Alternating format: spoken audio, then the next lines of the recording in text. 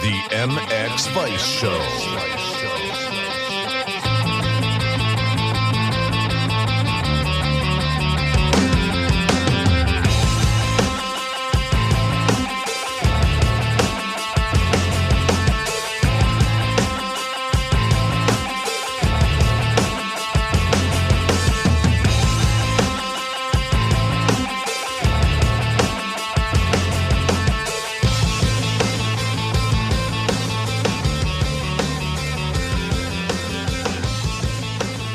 Welcome to episode 147 of the MXV Show. I can't believe I'm saying that, 147 shows in. I mean, I think I can't keep saying this. How am I still here? But Ed again invited me on, so here I am, 147 down. For this episode, we are joined by a very special guest. A former motocross rider, now a prolific trainer, been working with the Blue Crew.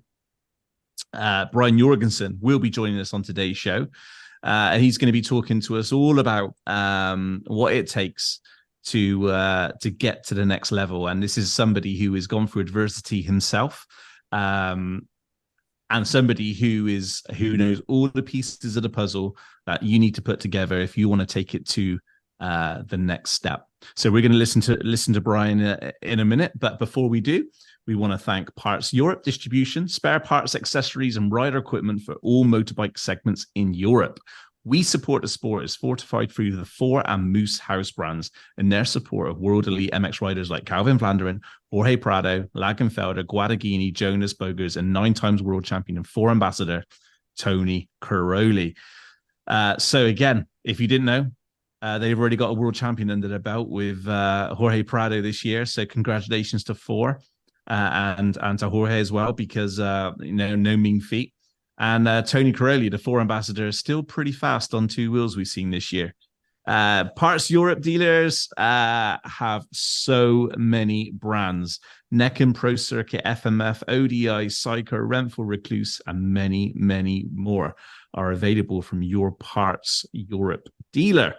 If you're looking to find out who your local dealer is, pop over to Parts Europe and they will give you a prolific breakdown of all the dealers they have in Europe and one that is close to you.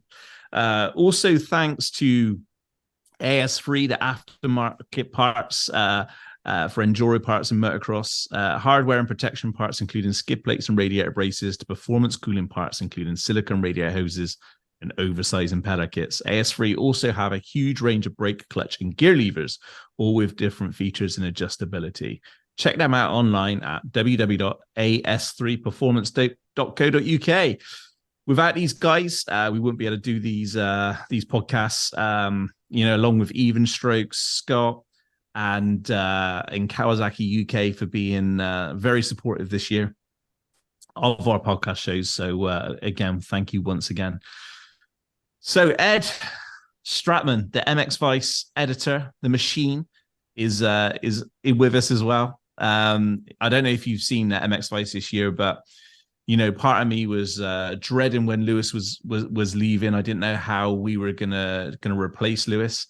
Ed literally has just come in, steadied the ship, and everywhere I go, everyone's a fan of Ed. So the Motocross of Nations was, oh my God, that Aussie guy. How much work does he do? He's just like here, there. Does he ever sleep? Ed, you've become quite renowned within the industry quite quickly. Have you enjoyed your year so far at MXvice?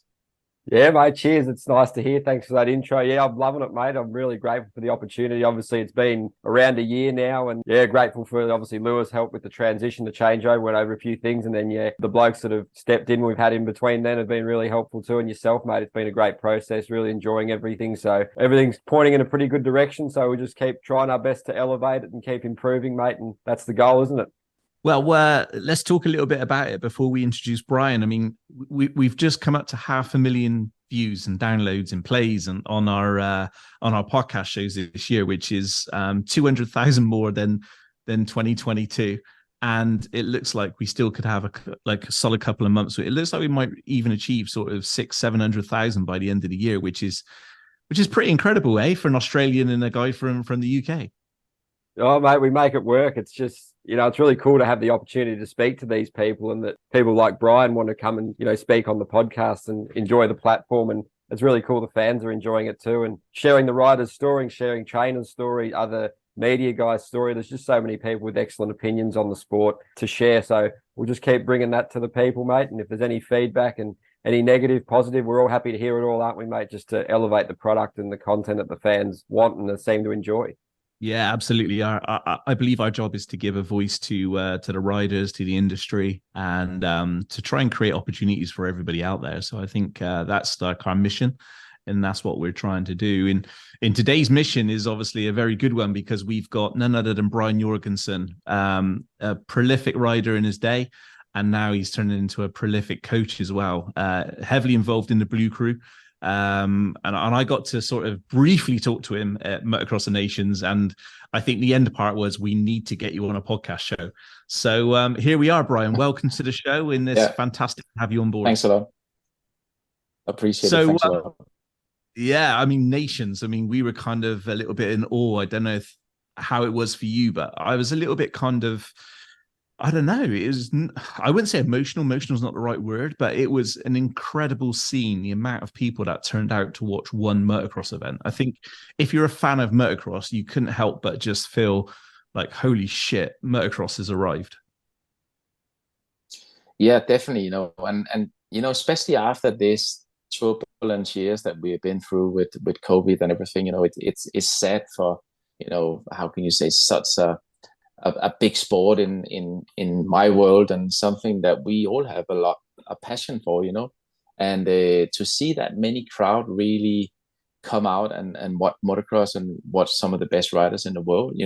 I would stress it that far, James, that I would say it was very emotional for me, like standing there, I got so many times, I got goosebumps. For first, you are in France, they're very good at putting the show on. We had incredible riders this year in the French team, Pauline Gauthier to actually lead the team, and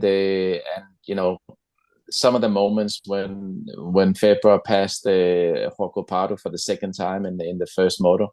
I mean, I could not help myself, Joe. I had just goosebumps everywhere, and I was standing in the middle of the tracks, as close as I could to the track, and it was just amazing. So it was definitely very emotional for me. I raced there my last Motocross of Nation in France in 2005.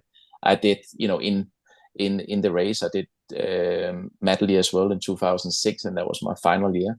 But to be back there, being heavily involved with Yamaha and Blue Crew and whatever, all the things that we do for the young riders, it was emotional to many sides, because I see those young riders, coming and thanking me, many days past the Motocross of Nation. I got incredible, messages through my Instagram or Facebook, people from, the parents of the kids thanking me for this incredible experience, and they, really appreciate that, it's not only about having the fastest bikes, of where you can actually, there was actually a dad that made a voice record to me, and he said, Brian, I just want to tell you, he's one of the 125 guys that had a podium.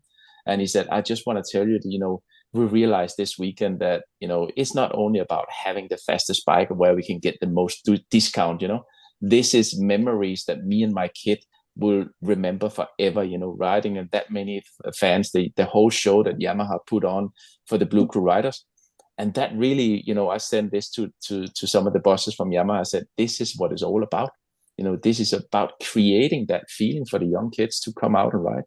And so there was a lot, just to say, there was a lot of I really thought about Motocross of Nation many days after the race, because I kept being reminded for people, and also what I saw with my own eyes with all the spectators, the great racing, and there was not many injuries as well. I think there was maybe, I saw someone losing his front fork down the hill, but whatever that, I don't think he got injured. But no, it was an incredible weekend. Yeah, I think we were quite lucky with injuries, apart from, I think, Glenn Coldenoff, Isaac Gifting, and I think Dylan Wright had a big spill, but he managed to get back on. But for those who probably aren't privy to, if they weren't there, they're probably wondering, listening for the first time about the Blue Crew and basically what what this experience was for kids, because I'm not sure if it was televised on MXGP TV. I haven't watched it back, so I'm not sure. But for those who aren't privy to Blue Crew Yamaha and what they do in how they've managed to host these races at the biggest event in the world, can you give us a little bit of explanation over what the Blue Crew program is, Brian? Yeah, I mean, it's actually a very fun thing to me to be involved with, because I pretty much started in Yamaha Scandinavia, and as I was living back in Denmark that time. And I remember our first Blue Crew event in Sweden, in Saxtorp. We were probably about 30 people. It was also at the time with COVID, and it was difficult to arrange things because you could only be that many people. But now, just to tell a little bit about the progress, now we are 250 people in the Blue Crew training in Scandinavia alone, So when they start hosting this races at the super finale, so basically it's like when you go and buy a new Yamaha, you get signed up to the Blue Crew if you want, and you receive like a package and with some clothes and some casual wear, a little like a rucksack that you can wear, and then you pretty much get a sticker, and then you get invited in Scandinavia. Now they're taking it on in the UK, with Jeff Parrott being a leader of that, and Germany and other places. But we were actually the first one starting in Scandinavia with this thing, and then hosting a training school for the young riders to be able to teach them and learn them about, how to become better and faster, but also more safe, and trying to give a little bit more of the input for the dads and the family, where to spend your money, because you can spend your money on a lot of things, but spend it on the right things and bring the values into the riders, let the riders help with fixing the bikes and get them into the system, and so that's basically how I do it. And then you get signed up with Blue Crew, and then you do a national championship, what you choose in Sweden, Denmark, Norway, Finland, or even for the future for the UK. And then we follow the riders, and then we can see from each dealer which rider have done what, and then we pick them out, and then each country around Europe get a certain amount of riders. And then you go to the super finale, and then you be able actually to prove yourself in front of 30,000 or 80,000 people or whatever. And then you first, second, and third in each class. We're talking 65, 85, and 125, and 2 reserves or wildcards. We can say maybe there was someone that crashed in the start that we have to look after. So that's why I was accompanied by Nancy van der Ven this year and Robert Just. So we all out on the track, I'm looking for the first 5-6 riders, and they're looking further down and to see if something happened in the start, because I'm not able to see everything. And then we pick out the riders after the race, thinking, oh, he had a bad luck in the start. You can see the lap times is actually he rode really well. And then we basically take them to the masterclass. So last year was really fun. It was something that, I arranged for all the Blue Crew riders. So we were 18 riders. Jeremy Siever was there on his 125. I was there riding on my 125. And it was just a fun day. Being with, let's say, the 18 riders, 3 riders from, 1, 2, and 3 from each class, and a couple of reserves. And then we do some drills with them. We do stretching after riding and little running, little morning run as well. And then we pick out, the best of those 3 classes. So 65 will get, when he wins, he will get some help for the local. You can say if he lives in Germany, the Germany importer will give him some support through Yamaha Europe. And the same would happen with 85. But in 125 is a bit special because they get a free seat with JK Racing or whatever team that Yamaha chooses to give the support. And then they can ride 1 year for free, with all the materials they need, clothing, bikes, a team setup, and basically giving the opportunity to prove themselves. And I think that's great, because I came from nothing as well. I didn't have a lot of money in our family. We just had enough. But after I lost my dad when I was 16, I had to do everything myself. And we know the sport is back then, we're talking about 94 or 96, when I started World Championship, is expensive. But now with the development of the whole thing, it's not so easy for all families to be dissipated. Is that the right word? So this is a great opportunity, I think, for young riders to be able to prove themselves, even if they don't have a lot of money.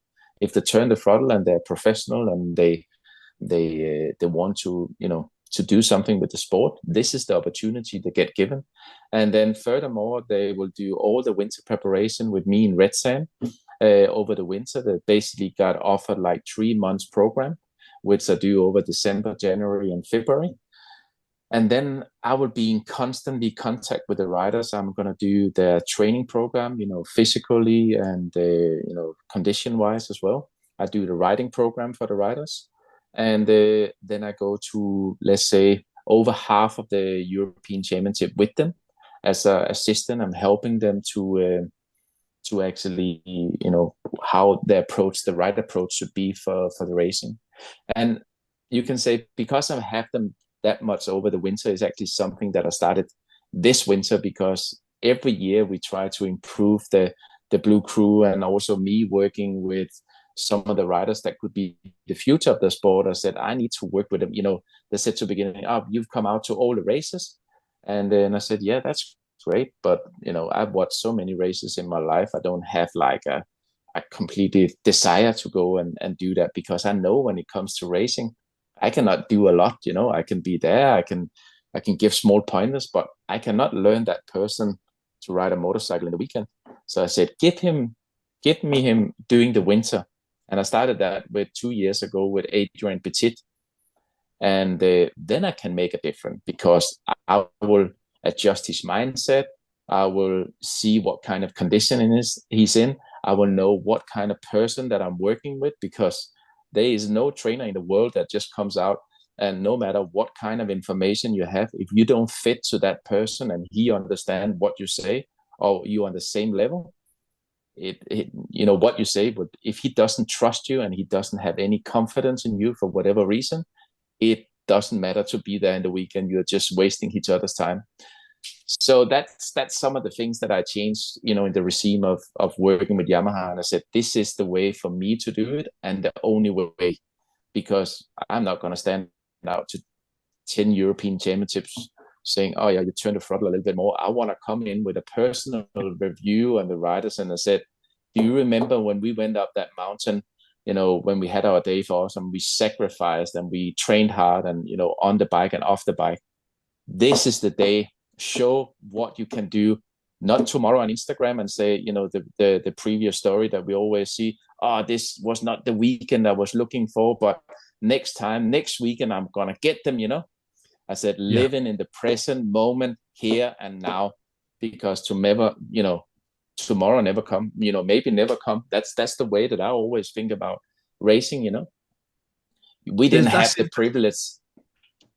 Yeah, I mean, that's a real interesting point you've said, in the fact that this next generation of kids coming up are completely different to, what I grew up with and what you grew up with in our generations, because everything seems to be played out on social media. And we all know that social media is very good at putting across, whether it's high fashion.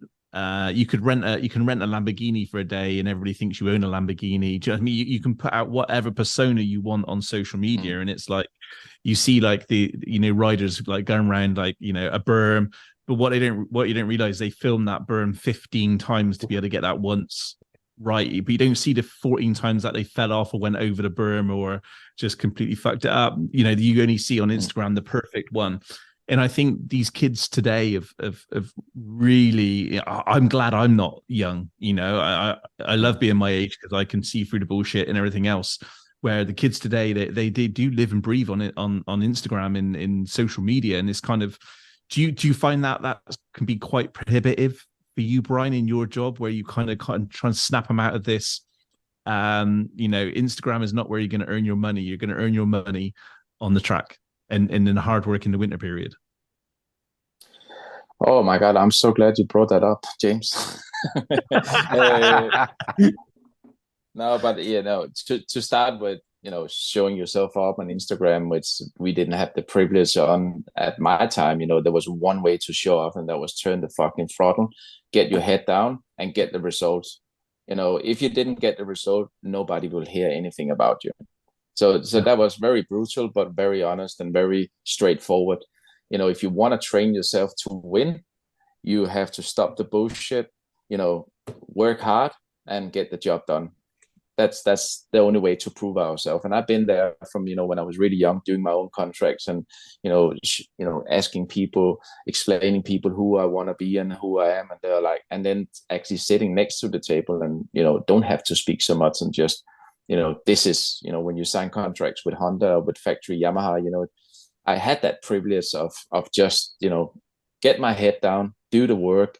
Then you get offered great deals where you don't have to sell yourself, but actually just saying, hang on a minute, this is what I'm worth and this is what I want for racing. And people would agree or disagree. But I have seen so many people on Instagram and also tagging me, and I'm watching those videos and I think, holy crap, this guy can actually ride a motorcycle. He looks really good. And then watching him in red sand or something, and I'm like, is this the same guy? Because he was fast over in that corner, but he cannot jump or whatever it could be, And sometimes I'm shocked. How is that possible? I thought he would, from what I've seen, I bring him up here, I still, have the privilege to actually ride a motorcycle. And sometimes I go out and follow one guy thinking that I just want to see, what I've seen on Instagram. I want to see if he's really that good. And then you fly past him and you think, I'm 48 years old. I'm too old for this shit, but like how it can be possible that he can have such a little knowledge how to, approach a corner or stand up or whatever it could be, And I'm not criticizing, but it's just No. it is a very it is a very strange world out there. I love when people put things out on Instagram and I try to follow as much as I can, but also with a limit because I also have my own life to live for. But I love those posts after racing. It was not what I was looking for this weekend, and you will see this post the next weekend, and you think to yourself, what in the hell are you looking for? Why are you not getting what you're looking for? Is it because you're lazy? Is it because you're not fit, or or it's just because you're not good enough? Because then you're gonna be fucking looking for years, maybe the rest of your life. And that's the thing, James. And that's the thing that we didn't have the chance to ride this bullshit. Then it was just like, it was a bad race. The press will come up to you, and I was riding, and fucking, I remember in Namur, I was, I had moments in my career when I know I did so bad that I didn't want to be faced with anyone. But because I was a factory rider from 2005 with Stefan Everts, and you go to Namur, which is a big race, and I gotta be honest, that was probably my worst qualifying ever in my life, and I was about what was I think I was about 12 seconds off the pace, 12 seconds, but that was normally there would be like, let's say 2 or 3 seconds from in Teutzenthal, for example, from 1 to 12 or to 20 even. But here was 12 seconds because it was over 3 minutes lap. And I was embarrassed. I qualified 20th and I was embarrassed. And you come up to the press in the evening and they were like, you had to talk a little bit about the strategy for the race on Sunday. And I was like, I was embarrassed to go because I was a full factory rider for Yamaha, riding with the legend. There was already at that time, how many times? 9 times world champion and never got beaten in Namur. And I'm thinking, what in the hell I'm going to say to these people, I was faced with reality, but not here on social media, but here, And they talked about Pichon and they talked about Everts, what is your strategy? And Everts said, which was fair enough, I never got beaten in Namur, no matter if I rode on a 500 or whatever.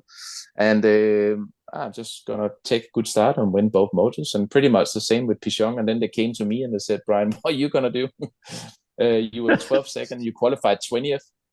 And I was like, so now I have 2 choices. I could play the bullshit, or I could just be, honest. But here, normally, I'm always an honest person, and I think you know that, James, as well. I will never say too much that I cannot back up. But here I was so frustrated because I actually thought I could not ride a motorcycle anymore. 12 seconds to the guys that I had been beating in Toyota when I went 1-1. It was just embarrassing. And I just said to the press, you know what?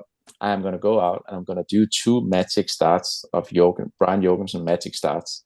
And I'm going to win both motors. And you could Stefan just looked at me and You're a was pin like, drop. yeah, I was like, that. Once I said it, I was actually a little bit embarrassed about it because I never, when I had the chance to win or when I had the chance of getting on a podium, I'd always say that, humble to be, if I knew I could be top 3, I would always say I would get top 5, But here it just kind of flew out of my mouth because I was so frustrated. And, that year they actually put the gate, so all the riders, had a little bit of an angle on it. So the first, second, third, and fourth and fifth, all the way down to 40th, they will have an advance to the first corner. So I was next to the box, and in the Moor, there was a 90-degree corner. So the chances that I ever going to make a hole shot, I mean, that was fairly slim, very fairly slim. And you know what? I went out and I remember going out on the practice lap, and it has been raining all night. And I only have 20 or 30% vision on my left eye. So as soon as it gets dark with tree roots and stuff like that, it kind of messes up a little bit with my vision in deep ruts, especially when they're wet.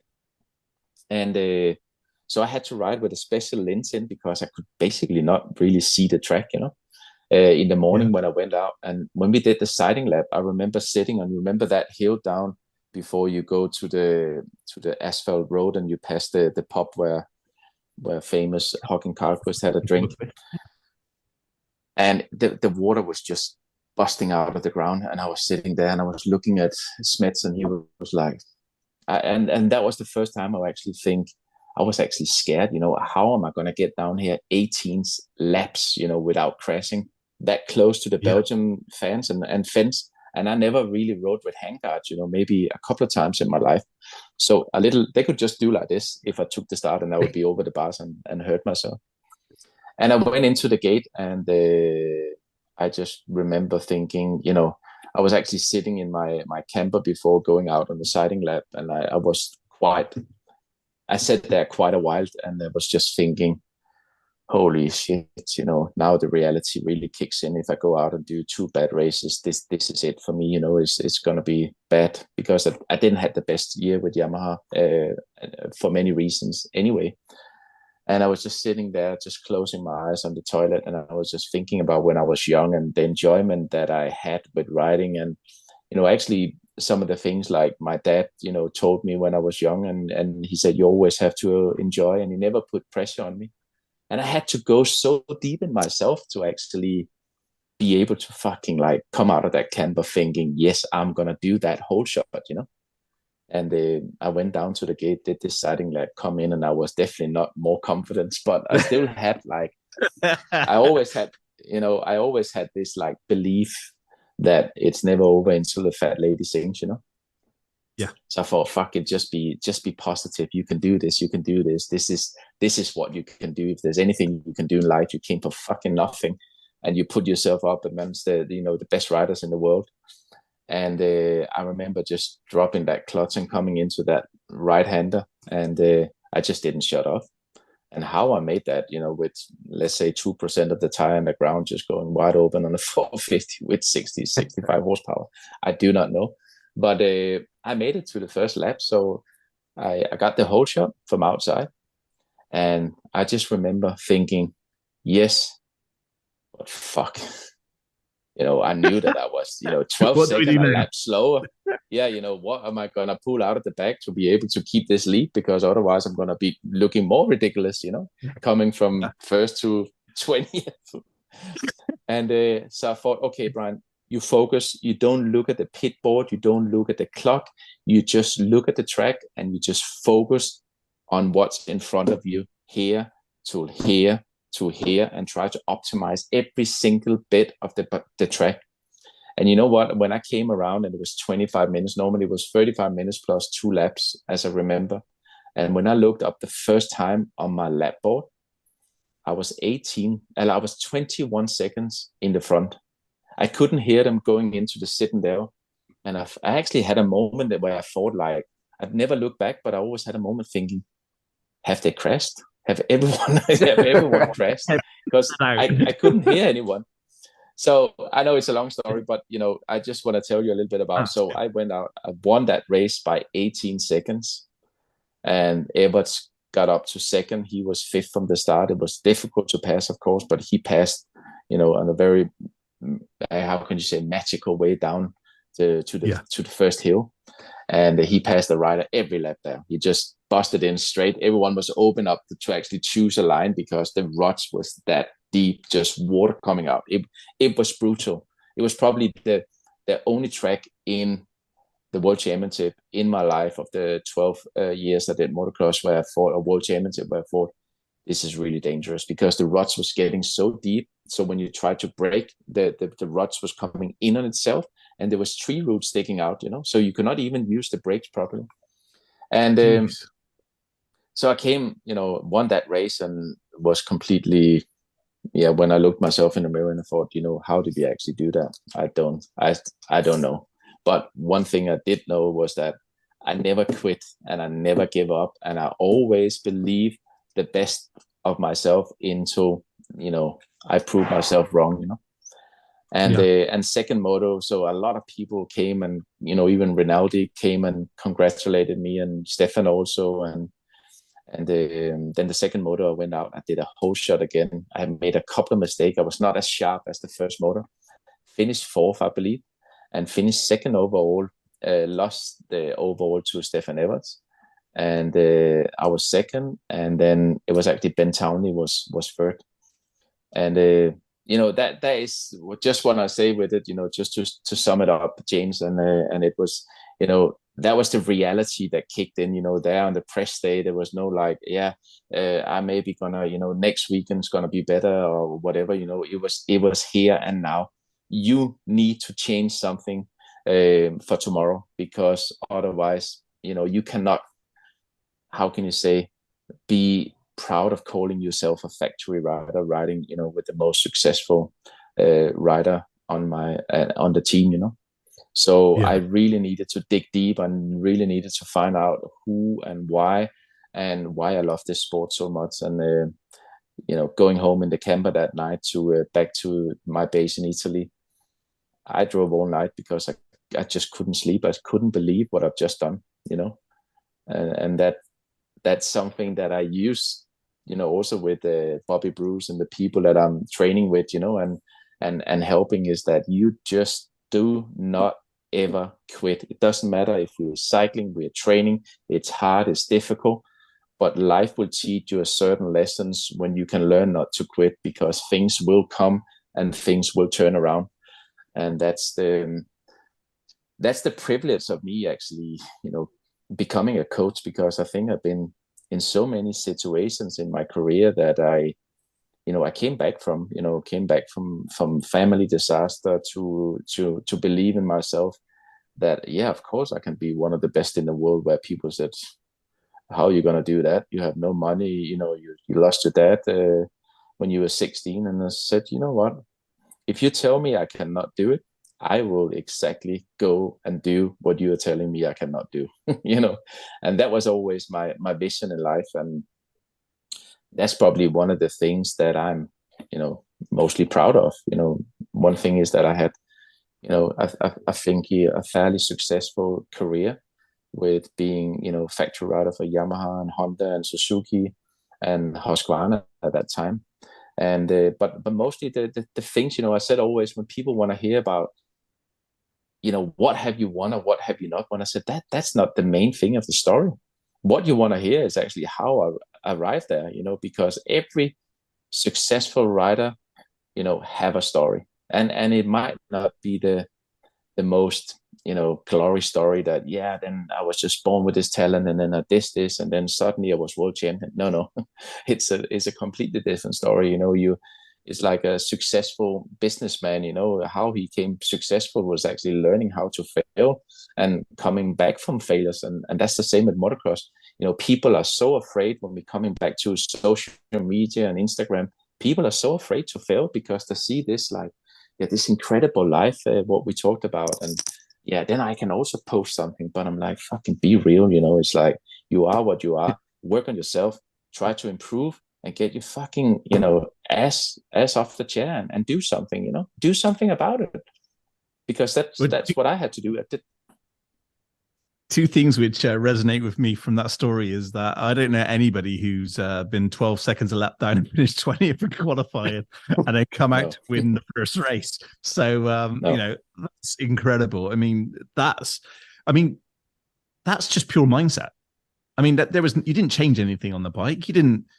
It's not suddenly somebody came along and said, "Oh, that factory engine was a little bit slow, Brian. We've got you a new one." You basically admitted that there was no difference. Nothing changed. The only thing what changed was your mindset from going out in qualification to saying to yourself, "Actually, I'm going to win this." Yeah, and once I put that, I've always been working best under pressure. I've seen, when I was always a rider that trained really hard. If I want to be, even more fit, even more fast, which was my mistake back then. But when I had small injuries, like I did, before Teutzenthal, when I had an injury on my left hand with the carpal tunnel syndrome, I didn't ride the motorcycle for 3 weeks. I was not allowed to train. So I was like sitting on the couch. I still did a little bit of cycling. I still cheated a little bit. But, then I come back and I won both motors in Teutzenthal, and I was like, so you go here thinking that you can get a couple of points.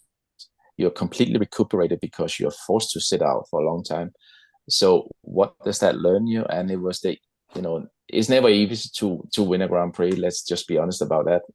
And also not in Teutzenthal, because it was not like a incredible physical track, but it was a very tough mind set track where you have to hit all your points perfect all the time. So it was really, really difficult for me, in my head, because I didn't ride the bike, so the timing was not quite as good.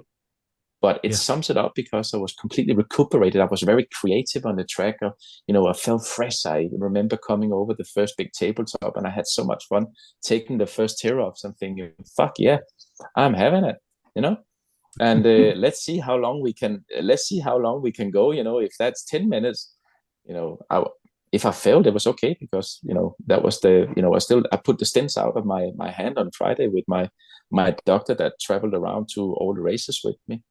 And he said, let's see if we can do the qualifying. And I went around, and it doesn't hurt too much. I qualified third or fourth, So I was like, fuck, that was amazing.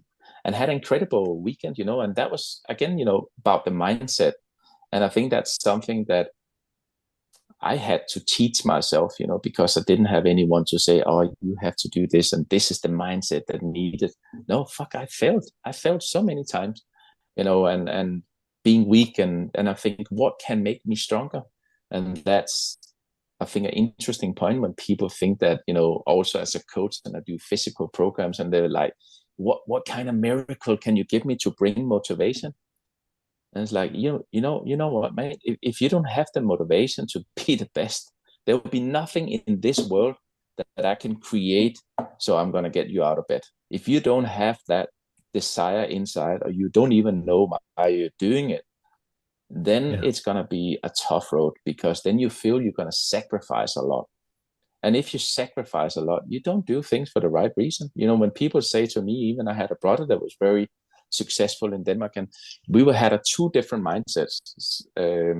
We probably, many people would say, is that your brother? Because even if we look alike a little bit, he's a lot smaller than me, and I'm not a tall guy, but I'm 178 and he's probably like 160, but he's like, it would be easier to jump over than actually walk around, But he wants to party, he wants to go out with different girls, he wants to do all the fun things, and then he wants to be the best motocross rider in the world. And I'm saying to him, it's just not realistic. You gotta feel, if that's a big sacrifice for you to do the training, to do the drills, to stay at home in the weekend when you have time off, then you're not gonna make it. Where he thought I was a fucking psychopath because I trained hard, and then I trained harder, and then I trained even harder, and I never went to his parties or with his friends or anything. And I said, that's just the difference between me and you. When I won a Danish championship for the first time, I wanted to be a European champion, and when I was a European champion, I wanted to be a world champion. I always had like gradually stepping stones, but I always made sure that I achieved the things, my goals first. I have dreams. That was to be a world champion. That's like up here. But I have to have realistic goals. And when I build from realistic goals, I have confidence to take the next level. And when I have the next level, of course, the world championship, it was difficult. I never became a world champion. I became fourth in the world, but had many great podiums. And that was my ultimate challenge in life, to become a world champion. But also, I think when I stopped, I was disappointed that I didn't win a world championship because I fucking worked. I definitely had the dedication to do it. But the mindset and the sacrifice, when people ask me, did you sacrifice a lot, in your life to get there? And I was like, hell no, I didn't sacrifice anything. Because first of all, it was my desire. Second of all, it was my passion. And third of all, it was me that had to do the work. And if I was not willing to do that work, well, then, you are in the wrong sport. Because if you're not willing to work, 4, 5, 6 hours every day and to work towards your goal, you just have no chance of doing it. Yeah, it's a great point there, isn't it, James? And you look at, we've spoken to Andrea Adamo, and he's mentioned about the sacrifice, how he doesn't really see it that way. It's just a fantastic opportunity to, get to live your dreams under such a great environment on the world stage. And it's really cool listening to what you say about how you dealt with the pressure and the expectations and then rose to the occasion, which is pretty special, mate, to sort of dig deep and overcome that adversity. And definitely great things to teach your kids and the kids you train with, the invaluable lessons that they can be imparted onto. And James, when you look back to that Jeff Emig podcast, and he said fail and fail often is like a good mantra he has, because, you're never going to be perfect the first time you do it. So you got to just keep working hard. And, another sort of example, for you, Brian, I spoke to an Australian trainer, Nathan Crawford, who won 00 Elite training up in Queensland here. And he's sort of, very much, he's got a good crew of riders there, professionals and juniors and all this. And he said, it's all about the commitment. If you can be good and, excel at committing to something you want to do and be accountable for your decisions and responsible for those actions. Like the example he was, if you get up at, 5 a.m. and you press snooze, that's on you. You've made that decision consciously to sleep in and not get up and do whatever work you were, had planned for the day. You've just missed that window, which is a bad sort of way to start the day, because that sort of follows into different habits developing. But yeah, like you said, it's got to come from within, doesn't it, mate? Because it's brutal, it's savage, it's all in. There's a lot of suffering. There's got to be a lot of learning to suffer and enjoying it, extracting sort of fuel to, drive yourself in those moments, doesn't it, mate? So just your thoughts on all of that, mate. Yeah. Like I said, I have 2 good pointers in this one. First of all, it is advanced to have that mindset when you're racing, and a slightly disadvantage when you still train as much, off the bike. And what I do, like I said, I live in Spain. I love cycling. I do a lot of cycling, and I really enjoy it. And God knows why I enjoy to go out, push myself almost every day. And I cannot.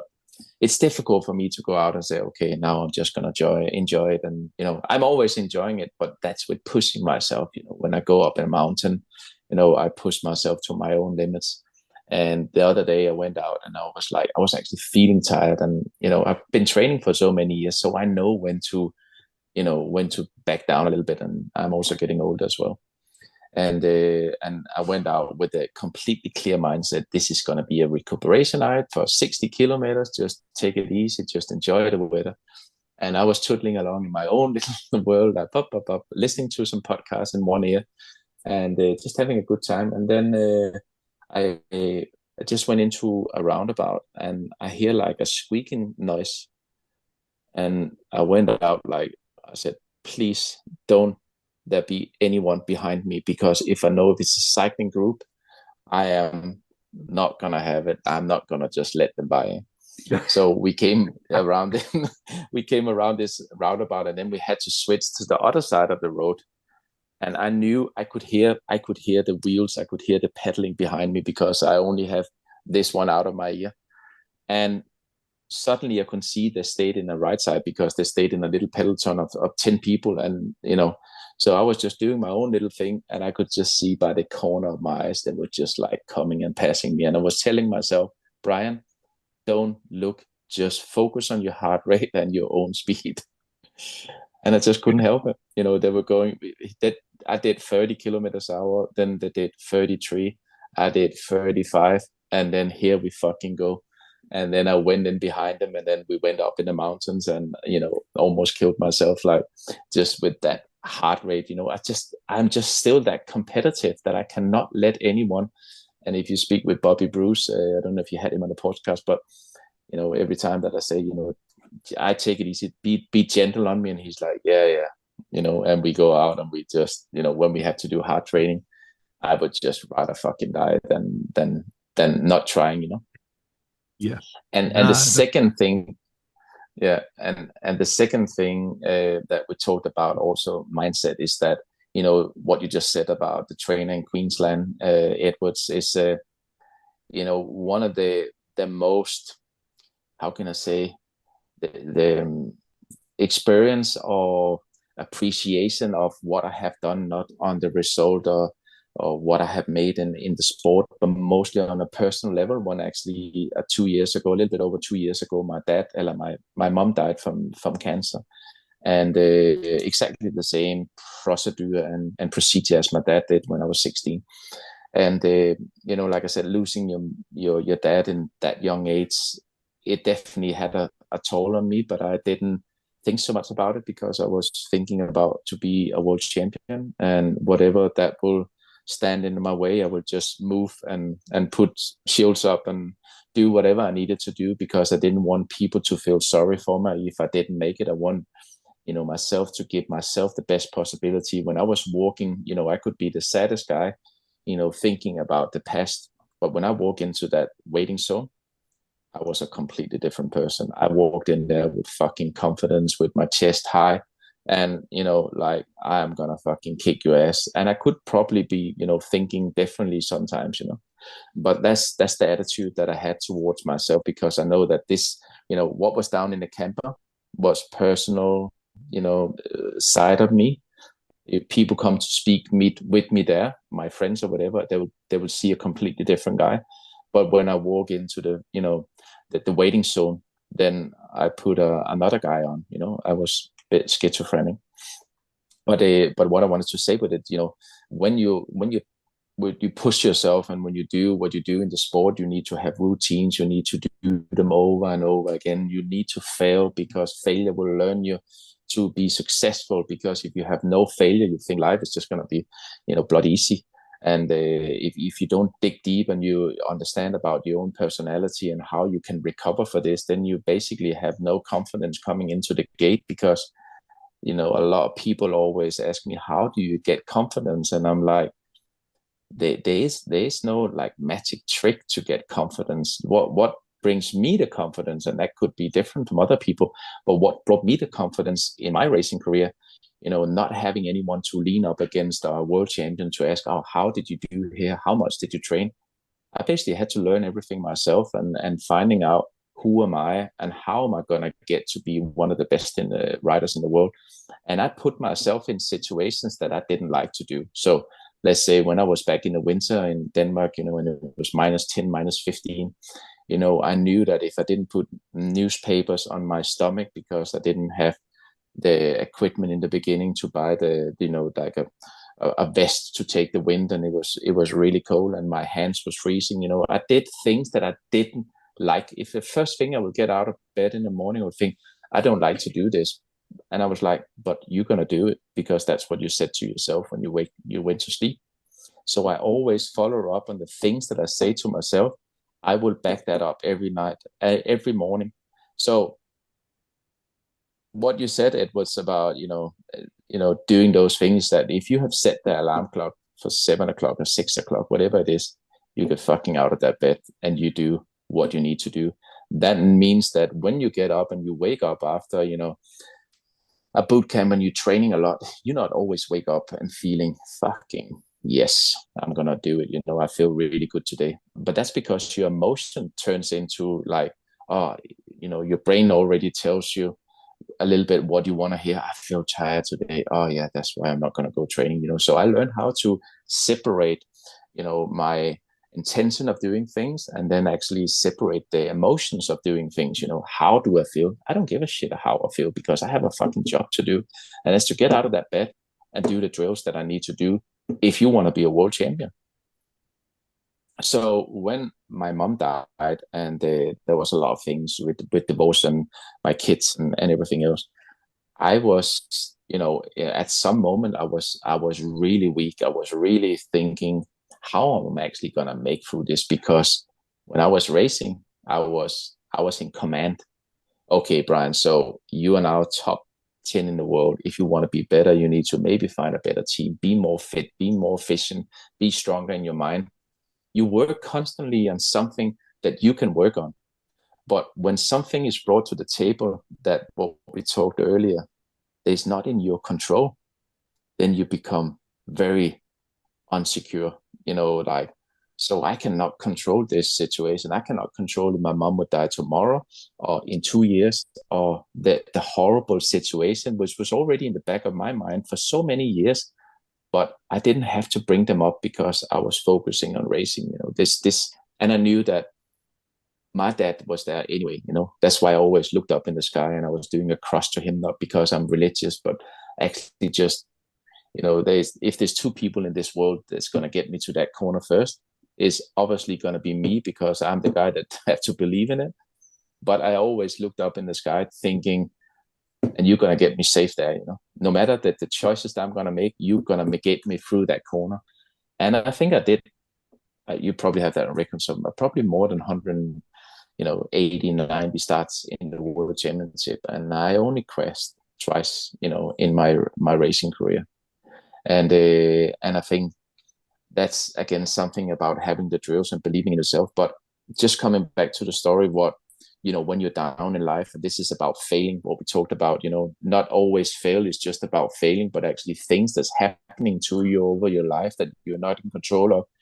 And at the most moment that I was weakest in my life, in my personal life, I got up one day, or actually I could feel that it was leading to something that I didn't want to be a part of, because that side of me, I kind of didn't know before, because I'm always a bubbly person. I'm always positive. But here I felt there was so many things pulled over my head, like financial, divorce, my mom, you know, I knew what way that's going to go, and I have nobody left. You know, that was my last kind of down the memory lane of, you know, talking with her about my past and my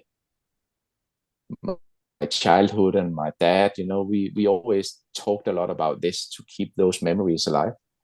And when I could feel that that is gonna end, you know, maybe in 1 month or 2 months, I really needed to dig deep again in my own personal life, where I thought, fuck it, you know. I went out in my garage at my house in Denmark and I looked at all my trophies, and I was like looking and sitting there thinking, so how did all those, you know, trophy come in here in my house?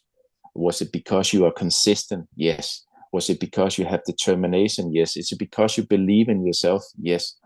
And what is the most important thing is to build up your routines, because that's how those trophy came in here. Because if I only want to train with my emotional side, oh, today I feel great, I want to train, there will not be one single trophy that will mean a lot to me, you know, from the World Championship. And that's why, you know, I really decided in my personal life, I got up the next morning and I was like, okay, this is it. I'm going to get up at 6 o'clock, because there, you know, I think it was before COVID, you know, it was, or in actually COVID, you know, I could not work anyway. And then you start sleeping till 8 and 8:30, and then, you know, and I was losing myself, because I thought, what is the most important thing of me being me is like training. You know, my training is my positive. When I train, I bring off a lot of endorphins. I get positive. It's something where I be creative as well, because it's something that I build in my body that I love. And when you're doing something you love, instantly it start working and you become a lot more positive. So I said to myself, I'm going to set the alarm clock for 6 o'clock. You don't have any emotions if you think about your mom or your ex or your kids or whatever. You just get up and you get everything ready for the kids, the lunch packets and everything, what they need. So they're happy. And then you drop them off at school at 8 o'clock. And then I went training 2 hours every single day from that moment on. And if I'm being a little bit dramatic, I think that really saved my life, because it could have gone either way, because everything was just so heavy on my shoulders. And why it was heavy, because I was not in control. I was not in control what the outcome is gonna be, And I've always been in control. If I wanted that fucking start, I know that I needed to work hard. I need to believe it. I need to see it, and then I need to do it. It's simple, even if it was not simple. But here, it was not simple, because there was other people telling you this, and what about this, and you have done, and there was a lot of blaming that I was not in control of. So I learned how to take those packages away, like my mom. I will put over here on that shelf and say, I hope that this cancer shit will leave you, and after the operation you're gonna be fine and everything will be positive. But I'm not in control of that. There's my ex-wife over here, whatever you said, we've been together for 20 years, whatever you said bad or good things about me now, I put you here as well, because that's your opinion. Now we are separated, and of course, then there's going to be different opinions, because we are not joined in one opinion anymore. And then there's going to be my kids, and then there's going to be the financial, And I'm like, okay, so let's buckle down here like we did in the past. How do we get these goals? And for me, it was about creating routines. It was about doing things that I love. And that brought me off to more positivity, and a little bit like Namur, like it will happen. I will take that start. I was back on behind the gate again, like, out, not believing in myself, not really in control, but then actually getting back and thinking, okay, this is how. Now I'm behind the gate again. I'm retired, but fuck it, this next move, what you're going to make is going to be probably some of the most important things in your life on your personal level. That was a long story. But No, it's cool. It's what makes Brian Jorgensen, and I think that's key. And young people wouldn't have gone through what you would have gone through at 16 and losing your dad. So people have to find different reasons to motivate themselves, to get them up in the morning, to get those routines, to instill discipline. In one of the things we all know is at 16 years old, you are at that rebellious stage, hormones, lots of stuff going on with your body. Then you're looking at your friends who are going out, having fun, just 16 years old, they can probably, because they look a little bit older, they can go into nightclubs and start drinking, having fun, girls and all this sort of stuff. There's all these distractions for motocross riders, and it's such a pinnacle age, because at 16 years old, there's people like Hurlins and Roxon and stuff like that who are already winning races against adults, and literally paving out their path and on their way to becoming a millionaire and signing massive contracts. So it is, discipline is a massive part of what's involved in this sport. And it must be frustrating as a coach sometimes when you see these kids coming through with so much talent, but yet are not put in the hard work and the discipline into taking it to the next level. As a trainer, that must be one of the most frustrating parts of your job at the moment, would you say? Yeah, definitely. I can take a good example, like Bobby Bruce. Working with him since he rode 85, and then we had a bit of a stop, and then bringing after 125, the Blue Crew, he decided to join the Troy Lee Gaskas team with in the UK, and. Yeah. And I think if you literally ask him about Brian Jorgensen, he will say he's mental. Because in the beginning when we start training, I don't think it's because he didn't want to, but couldn't believe that he had to do so much work I'm talented. I'm a talented rider. You know, I've been told for so many years that I'm gonna be good. I'm gonna be a big talent and make great results. And I said, yeah, you know what, that is partly true, but work out makes talent. You know, if you don't have the both combination, because that's what happened with the same with me. I did my first race when I was 10 years old. I could not get a license and race until I was 10 in Denmark at that time. And I never lost a race until I moved up to the 125. And I thought, when my dad said to me, "Oh, Brian, you need to run," I was like, "For what?" He said, "Yeah, you need to be more fit." So I said, "Why do I have to be more fit to win with more seconds? That doesn't make sense to me." You know, it's like, and then I moved up to the 125, and then they basically just kicked my ass. And that's why I fell down from the sky and thinking, so hang on a minute, even if think that I have this talent, if I don't work hard for it, and if I don't make myself stronger, and it's not gonna happen. So, and he said to me, absurd as it was, he said, "You have to run 2 times a week, 3 kilometers." And I looked at him and was like, "Are you mental? Like 2 times a week, 3 kilometers? That's a lot."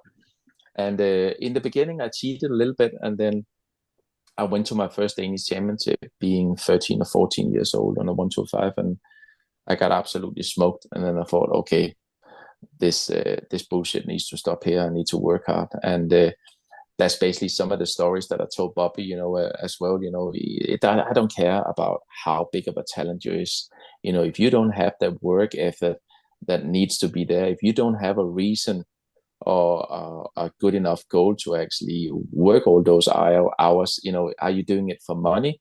Are you doing it for proving to yourself that you can be the best? Or what kind of reasons do you have? And that's something that we talked a lot about. And now he's a fucking machine, and obviously bad luck turned out this year. I felt that we climbed up, a long way to start evolving in 10, 12, 13 results in the World Championship MX2, and then this injury happens with his hand. That's just tough shit. But I can assure you that if he gets a ride for next year, he will be back even stronger, because at the time that most people think that when you're sitting on the sideline, you feel, "Oh, why does this happen?" Well, I know exactly why it's happened, because it happens for a fucking reason. The injuries that I came back from, I was so much stronger when I came back. And the time that you actually get to sit and think about your life as a racer, where you sometimes take things for granted, and then you sit there thinking, fuck, I cannot race for the next 3 months. I'm not possible that I can do it. Then it really makes you appreciate, and you learn a lot more, from appreciating and not taking things for granted. And that's what we come back to the Instagram, James, and it was, live in the present moment, because when you sit behind that gate and that drops, the bullshit stops, and fucking go out and do your best, ride the hardest what you can, get the best out of it, because you do not know, one little twist, one little mistake, from you or from another rider, or even the bike. There's 3 people that can make this happen. It can be over anytime. Mm-hmm. So that's something that I try to teach the riders, live in the present moment of today. When we're going practicing today, when you tie that helmet, and I still have that big respect for the sport, even if I go riding today, I'll always sit there, with a couple of seconds on myself, thinking, okay, so this was a good day, bad day. Now I'm on a motocross bike. I'm doing what I love. When I tied that helmet, I just leave 5 seconds to myself, because then all memories from that day, even if it's good or bad, they disappear, because now I know this is time for me to go out and ride. And the consequences of not being 100% in my mindset can actually dearly cost something that I don't want to spend now. When I was racing, when I was racing for a living, I didn't care about if I get paralyzed or even die or whatever could be the consequences, because I was there to race the hardest, and it's one of the toughest sports in the world. I wanted to bring it all out there, and I knew the consequences every time that I raced. And I always said, to people that know me well, I said, if something happens, I know that I will be a lot happier doing what I love than, being a nobody and go to the disco and then get driven down or get stepped down from the disco on the way home.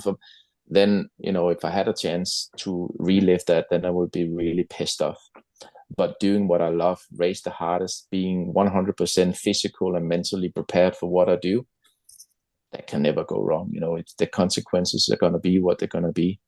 And that's something, I think it's nice because it kind of leaves that fear. And for most people that could be afraid, if you're afraid of racing and if you're afraid of doing your best, you're not doing it for the right reasons. So I always say to people, first, find the right reason. What is your desire to go out and put your line in risk? What do you want to get out of it? Do you want to be famous on Instagram? Because then don't worry, it's not going to happen.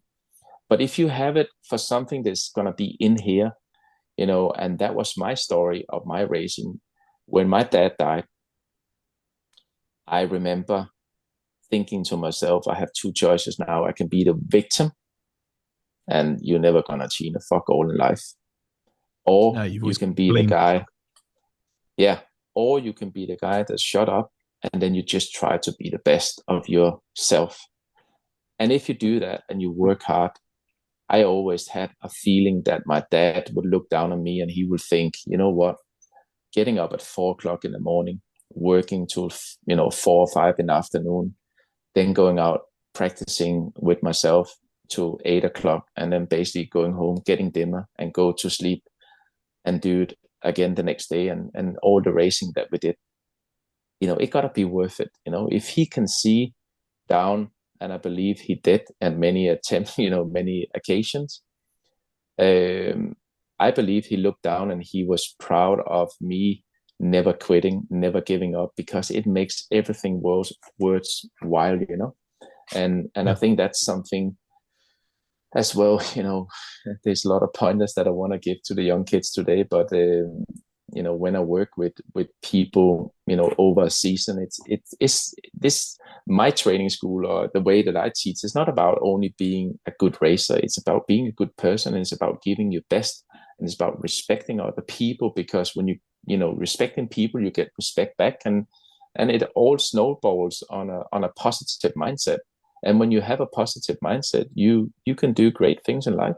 You can do things, and I prove it. I can do things that I didn't even think that was possible. Nobody thought that I could become, one of the best riders in the MXGP class. And I made that happen from being the first professional rider ever coming out of Denmark, and hopefully created new ways from TKO and other great riders in Denmark at the moment, that they can see that fucking hell, if Brian, he can do it, that plunker, then, I can do it as well, So, so I think that's more, yeah.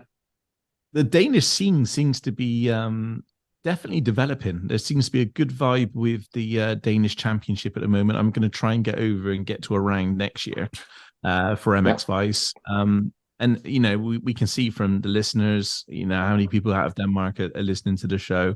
But, this next generation of riders coming through. There's positive things happening, hey, for Danish athletes at the moment. Yeah, I think it's I think we have a pretty good system with Team Denmark, or you can see that at least we are trying to do. And when I retired, I worked as a national coach of Denmark. Was previous to work with Rasmus Jorgensen, TKO, Stefan Olsen, many great riders that became great riders. Obviously, Rasmus Jorgensen had the story that he had in his life, and you think, fucking hell, going in Lommel to sign a deal to do one race at the World Championship in Lommel and finish 6th as a nobody, and then you're thinking, fuck yeah, as a national coach, you think, yes, finally I have fucking, I have actually racehorses instead of donkeys, and and I thought I could create something really nice out of that. And then 2 months later, he had a big crash. He broke his pelvis, And then I said, okay, then fucking go for operation on your knee, because you lost his crucial ligament on the back of the knee in the beginning of the season. But it was not so crucial, because the front crucial ligament, makes all the stability, but the ligament on the back, the crucial ligament on the back, actually over the overextension. And because he wore knee braces, I knew it's not going to be a problem for him. But then his pelvis broke. So then I said, okay, then you go to a teamer, get your knee fixed. And then he went to that. Coming back from that, starting to go to the gym, rode on a scooter together with TKO's brother, and got ridden down in the dark because a guy came with a scooter with no light on, went down in the ditch, lost his nerve down to his left arm, and couldn't lift his arm anymore.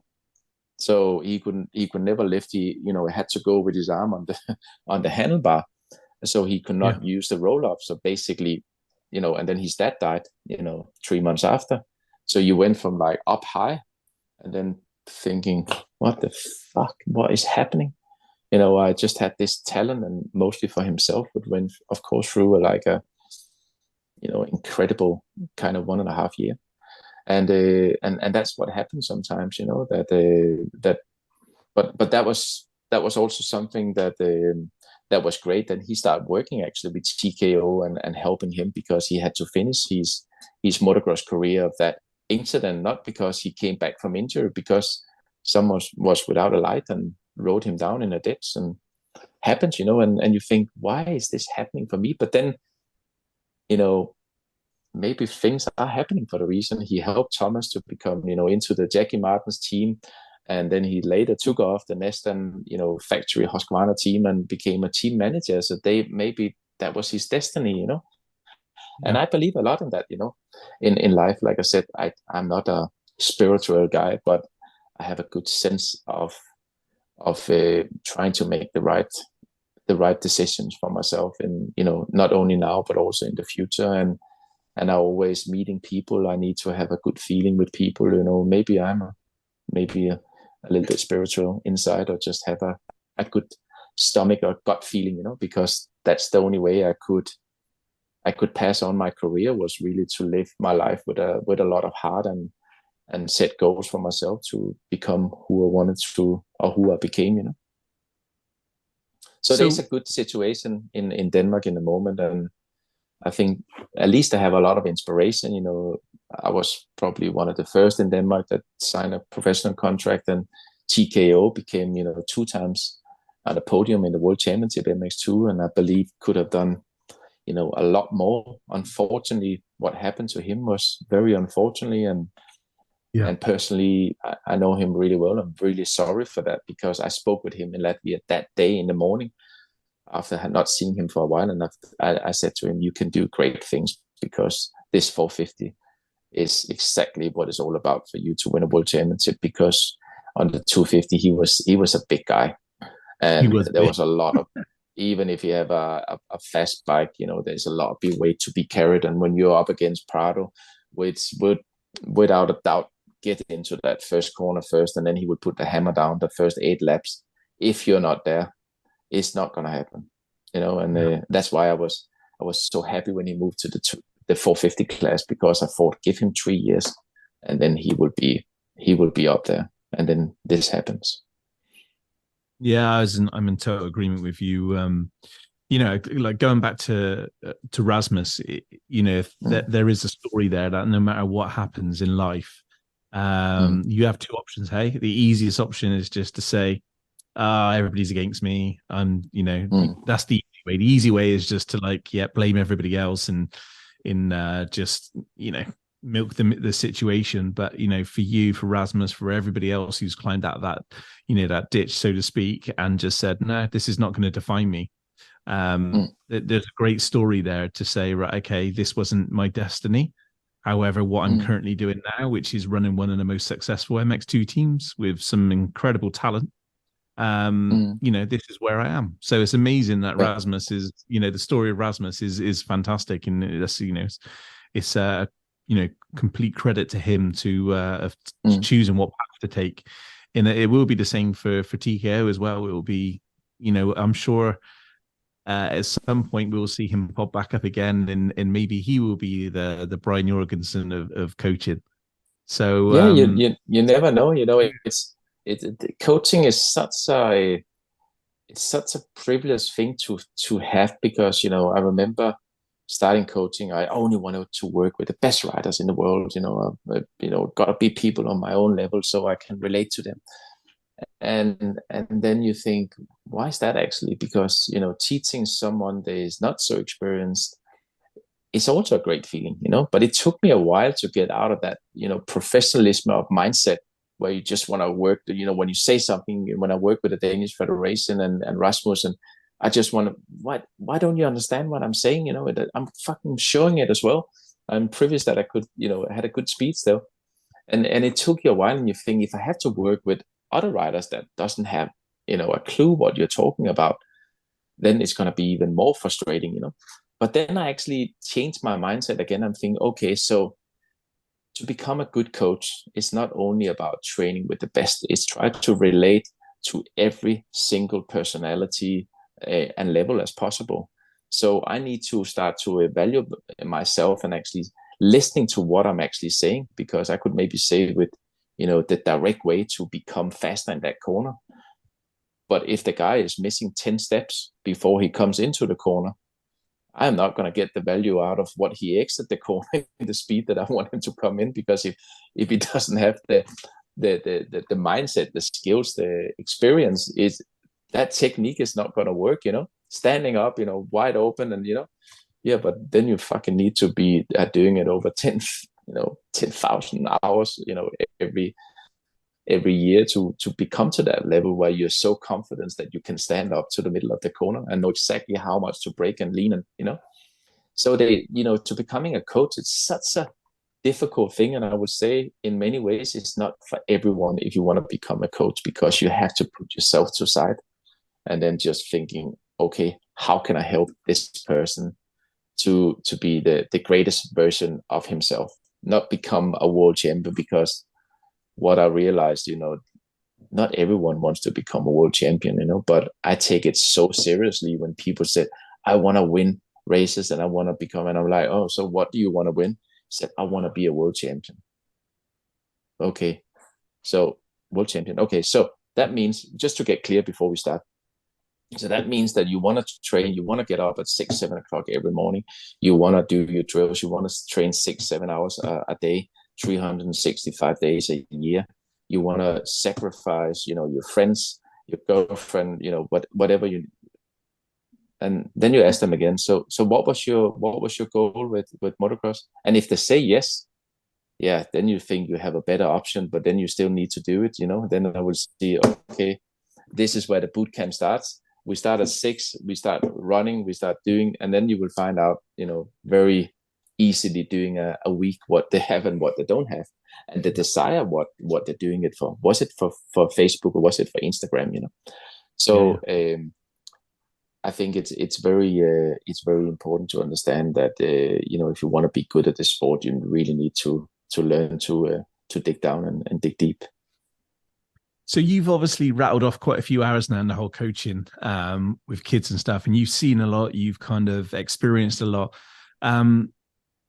What 3 things can you say to because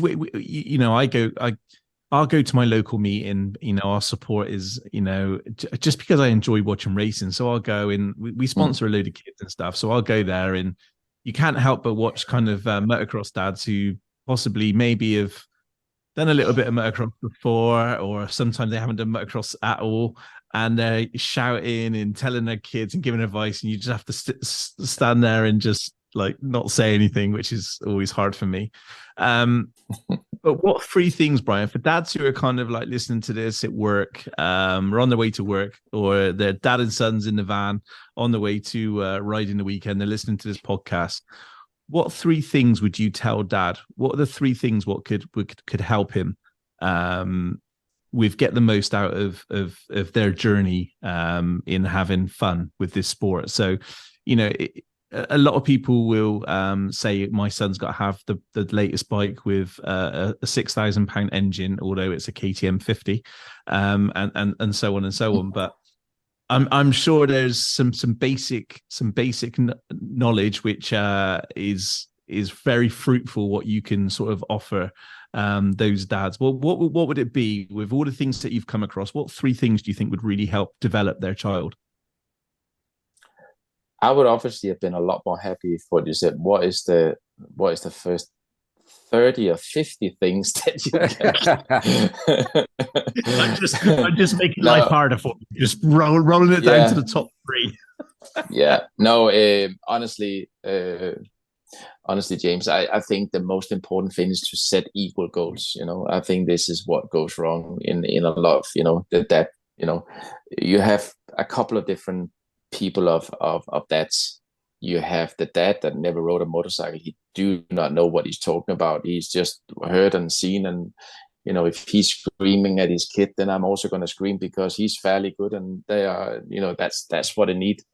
But you know what? We're working with different personalities. We're working with different people, and I think one of the most important things is to set equal goals as first. What do you want to get out of this sport? What do you want to do? What do you want to put in to get this out? Because this is also to put in. We also need to put something out. So that means if I buy you the bike, and because Dad have never ridden a motorcycle, he thinks, let me buy you the best bike because, at 50 and I'm going to be that like 6,000 pound bike with the engine that runs, 15 kilometers of faster down the straight. Are you going to help your kid? No, I don't think so. I think, get them right on a stock bike. I actually think, in my opinion, all 50s should be standard and let them ride just on that, because learn them how to ride the motorcycle first and learn them to have fun. When they have fun, they move up to the 85 or 65 when it becomes a little bit more serious. Still, try to make it as basic as possible with the bike. Rather buy a newer bike, and change the bike out all the time, because in that way you save a lot more budget and not have to fix this. People will buy even a old used bike, but it's the fastest bike because the guy won the championship last year, and then we buy success. But, that success that we buy over the 65 and 50 and 85, it becomes very, determined when we go up to the 125, because then you actually need to learn how to ride a motorcycle. And then you can maybe have the best bike, but that's not going to make you win. But it did on 65 and 50, because it could run 15, 20 kilometers an hour faster to the corner on automatic clutch. Of course, you're going to fucking be fairly good, So I always said, try to, be good with, setting equal goals, with the parents, let them lead the way. If there's one thing that I am the most proud of, the way that I'm brought up, is that my dad, we never had a lot of money, but we had enough to raise. But my dad always said, we pay the bills first. And when we have paid the bills, if we have 500 pounds left or we have 20 pounds left, that will be what we'll be able to spend this month or this week or whatever it is, So he was he never borrowed money for racing. This is what we have. This is what we can do. And we cannot do more. And we will definitely not do less, And that really taught me a lot about, he would be so strict with me about the bike, helping with the bike. If I came out and he came home, he's been up since 4 o'clock in the morning, and I've been chatting around and forgot a boot or forgot one glove, so I could not do the training. That would be the same as kicking him in the balls and say, fuck you.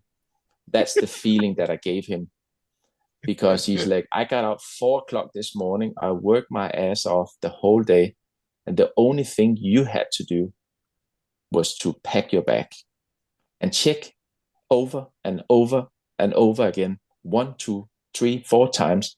You had everything. If you cannot do that, I am not going to sacrifice all this bullshit with being out with you, getting up early in the morning, if you cannot even do that. So, again, involve your kids in the process of learning how to be organized, because there'll be a fucking day where they come down to the, you've been traveling for 17 hours a race, and then you come down to the line and they have just been chit-chatting on fucking Snapchat or Instagram, and then they forgot the right hand, the right glove, or where's my goggles, It's like when I saw, and I have a funny story. When the first time I started working with TKO and Stefan Olsen, they complained after the first race, and I was like always watching at the races, thinking, what do they say?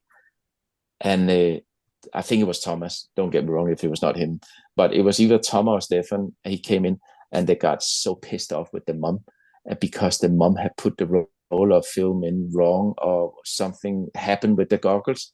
And they start blaming their mom. And I was sitting there and I was like, Brian, you don't fucking go mental. Don't say anything. Don't say anything. But I couldn't hold it back. I was like, what the fuck is happening here? So I said, who is doing those goggles? Yeah, my mom was doing the goggles. So I said, excuse me, is it your mom that is riding on a motorcycle? Or are you the guy that rides on a motorcycle?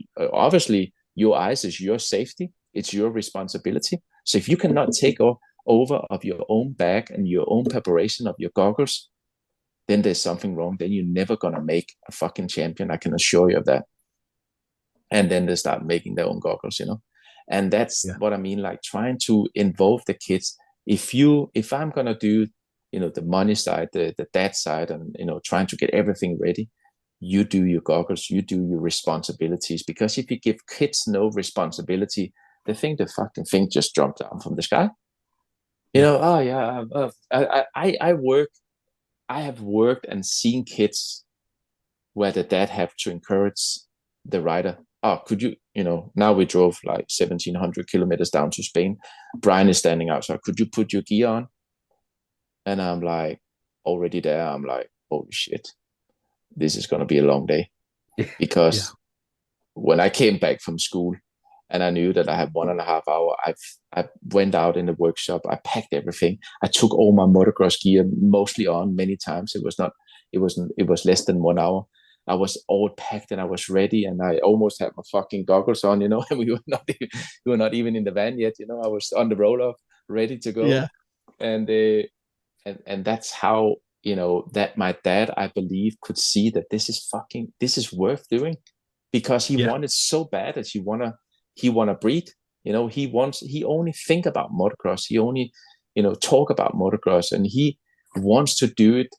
The winning for me was something that came from me. I didn't have to win for my dad. And that's what I'm proud of when coming back to the story. When he had all that pressure financially, had to work really hard with my mom as well, being a part-time worker, because otherwise we just couldn't get it to work at home, from school and everything else. And then, he will switch from being that hard person, very, very hard and very, you only get one fucking chance. The next 10 you will feel, so you knew that you have one option. and that was great. But when the gate drops, or before you go out, we went out racing, he have never said to me, oh, you rode shit, you did this and that. He was actually, one time in the Danish championship, I was winning my last championship on 85, and I had like a 35-second lead in the first moto, and I need to win the second moto. I needed to win that moto. And because I had such a lead, he was standing on the track, like trying to put the speed down, telling me to go slower. And I looked at him, and I remember, I cannot remember if I'm telling, but I actually think I crashed, because I always raced from the first moment the gate dropped to the checkered flag. That was my focus. When I could focus there, I just did best what I could. Boom, finished. But then you see your fucking dad as an idiot standing to putting you down, like, go slower. I was just like, I think I crashed, and I was like, what the hell are you doing? You're telling me to go slower. I'm in my zone. I'm doing the thing what I love, and I do. If I win with 35 seconds or 40 seconds, it doesn't matter. What is important for me is that I do every corner, every straight, every lap as good as I can. So never do that again. So he never did that again. But what I do admire him for was that he never put pressure on me, He always was happy when I came in.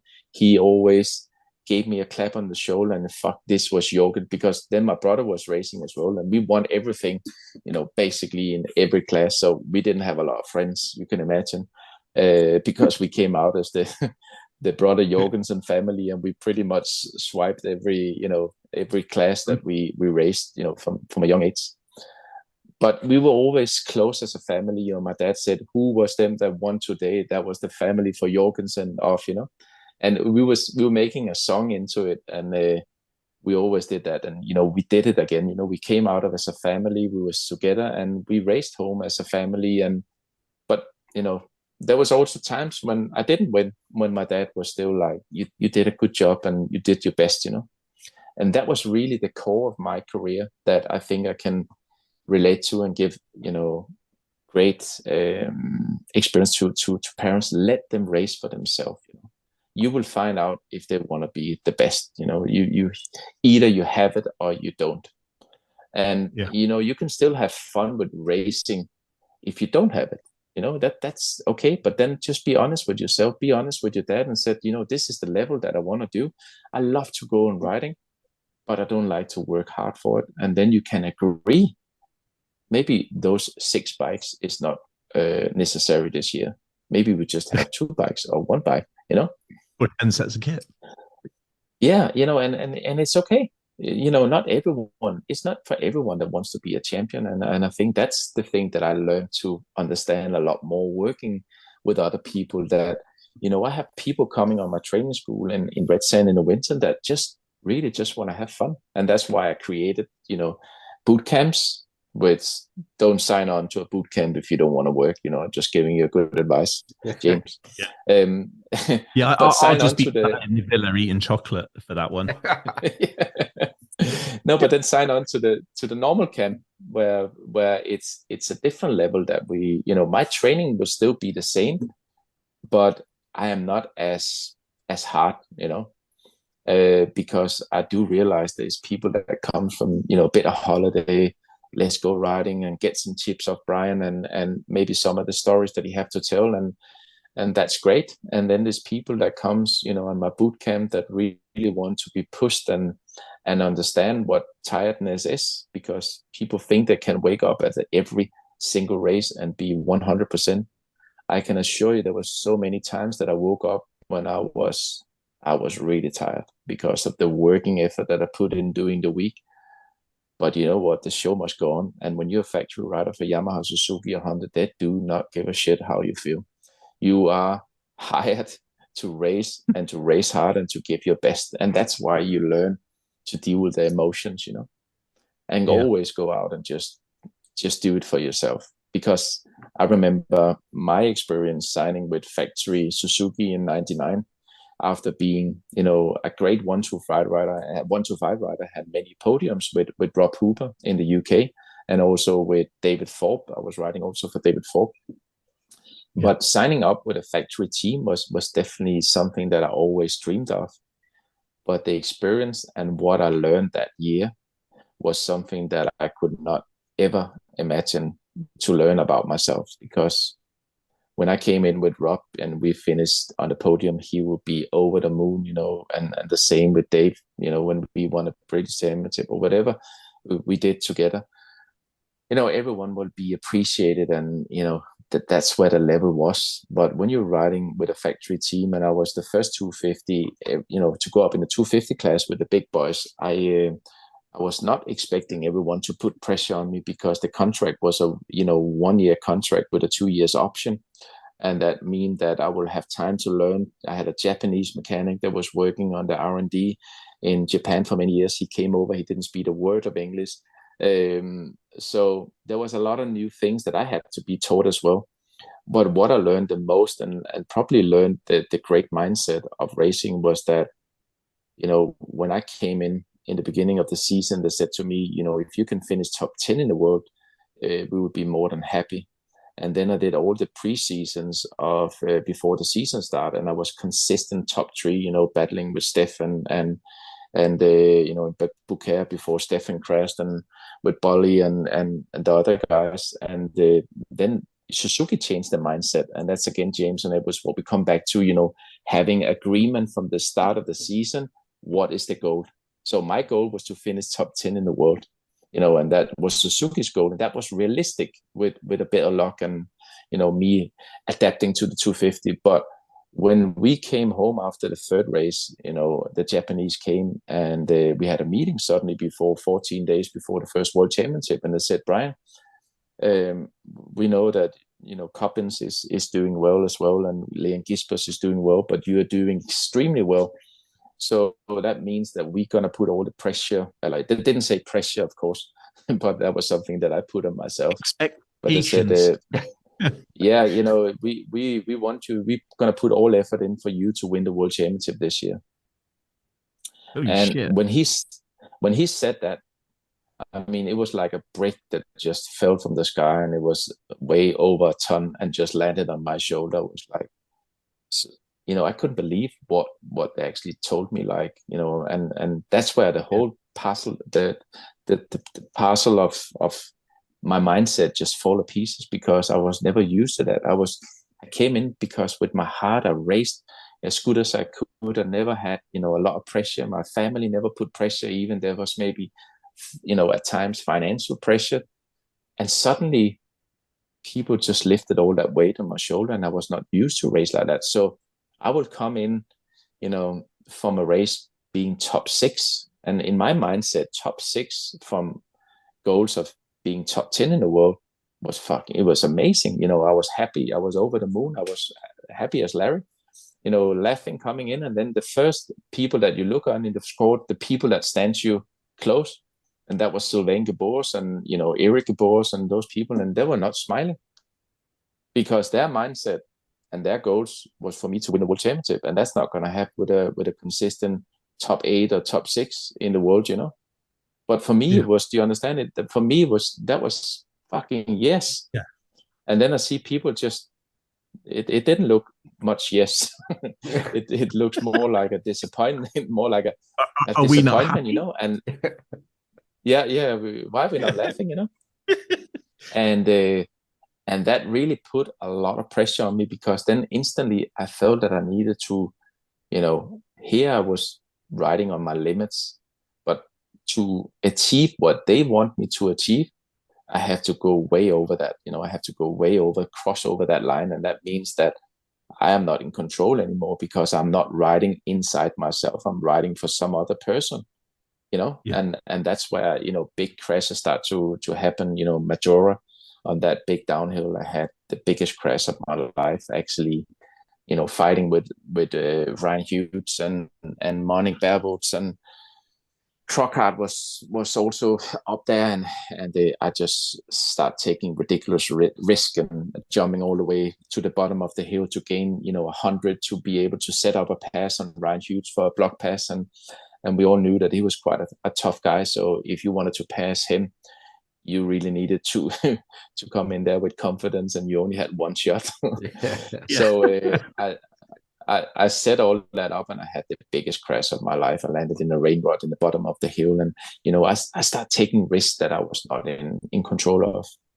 And that's that's what I said, the great things. And I tell that story to parents as well. You gotta be so careful. And the third thing, when you said, so that was 2 things, James, I said, and the third thing, never compare your son to some other son. But you one of him when he was on a 50, and but all kids, and that's what I work with, so many different kids, and you know what, they work so individual, they work so different in the mindset, the body develops, and even with my own kids and my stepson that also rides, he have grown maybe in sizes in 8 or 6 months. He have grown like 3 or 4 sizes in shoes, and he's gone up. Now he rides on an 85, and now I'm thinking, he want to continue in 85 because he's only just 13. But you need to move to 125, maybe, because this is not going to happen, And and it's so important to explain those kids, don't look at other people of who he was there, and now he's here, and look here, he's better than you, because we all work in different mindset and different developing. So even if you don't make it here, maybe you're gonna make it later, and that's probably what's happening with also MXGP and MX2 with this limit of 8. I think it puts, in my opinion, maybe a lot of pressure on the young kids. If you're not Prado and you're 16, 17 and already been a world champion, you're not going to make it. But telling my story, I know it was a different era, but I didn't start World Championship till I was 20. And I would probably not develop to do World Championship than that late in my years. My obviously reason was because of many things. There was 2 years there where I needed to get my shit together, and then finding out how can I ever go out and get money to race. And I didn't even have a driving license. So I told my mom when I was 16, when my dad passed away, and I wanted to go riding, I told her I pick up a friend and down the road. And, to be honest with you, I drove to races being 16, 17 years old, where I didn't have a driving license, just, waiting at the track too late because someone told me to scare me off that the police was there. So I was sitting there to 12 o'clock in the night until I could see there was people there. And then I started up my big Mercedes 508, and then I traveled home from Jutland to Denmark, traveling 400 kilometers alone, but that was the sacrifices that I made. And during my first European Championship, as I told many people in my life story, that, I had to steal diesel because I thought I was going to qualify, but when I didn't get the qualify money, I had to tell my friend and mechanic that just stop here on this fuel station now, and I will, just go to sleep. And my dad learned me, he was a truck driver, and he had a deal with, don't tell that to the tax people, but he had a deal that he could, on a Friday, he could fill up the big truck, and then he could suck the diesel, and then we put it into the diesel tank of our house, Yeah. So he learned me how to suck vacuum. Infinite.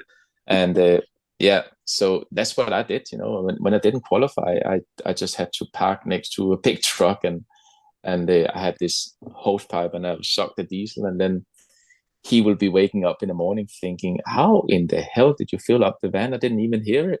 I said, no, I drove really quiet because I didn't want him to know that I was stealing, because it was not something I was proud of. It was just emergency. It was either that or not going racing, So that's the sacrifices, or you can say, but I had to be a little bit dodgy and do what it takes to live my dream. And that's why the passion of what I do and what I did, came with such a big rucksack of things that I had to do to get here, So you fucking sit behind the line and you think there is nothing here that I can be scared of, because, for me, scared was not could be afford to go racing. And you know what? I thought a lot about, Hunter Lawrence, when he came out with that comment. He said, oh, how do you deal with pressure? And I could relate so much to what he said, because he said pressure for me is not about winning a championship or not winning a championship. Pressure was for me when we didn't have money to eat. And that's a very good, perspective of life. You got to deal with pressure. For what could be pressure for you could be a different pressure for me, but it all your values up on what I have experienced in life. So if I have experienced more horrible things, pressure, what I'm dealing with here, doing what I love with the right passion, with the, that's fucking not pressure. That's not pressure. That's just racing. That's a completely different approach.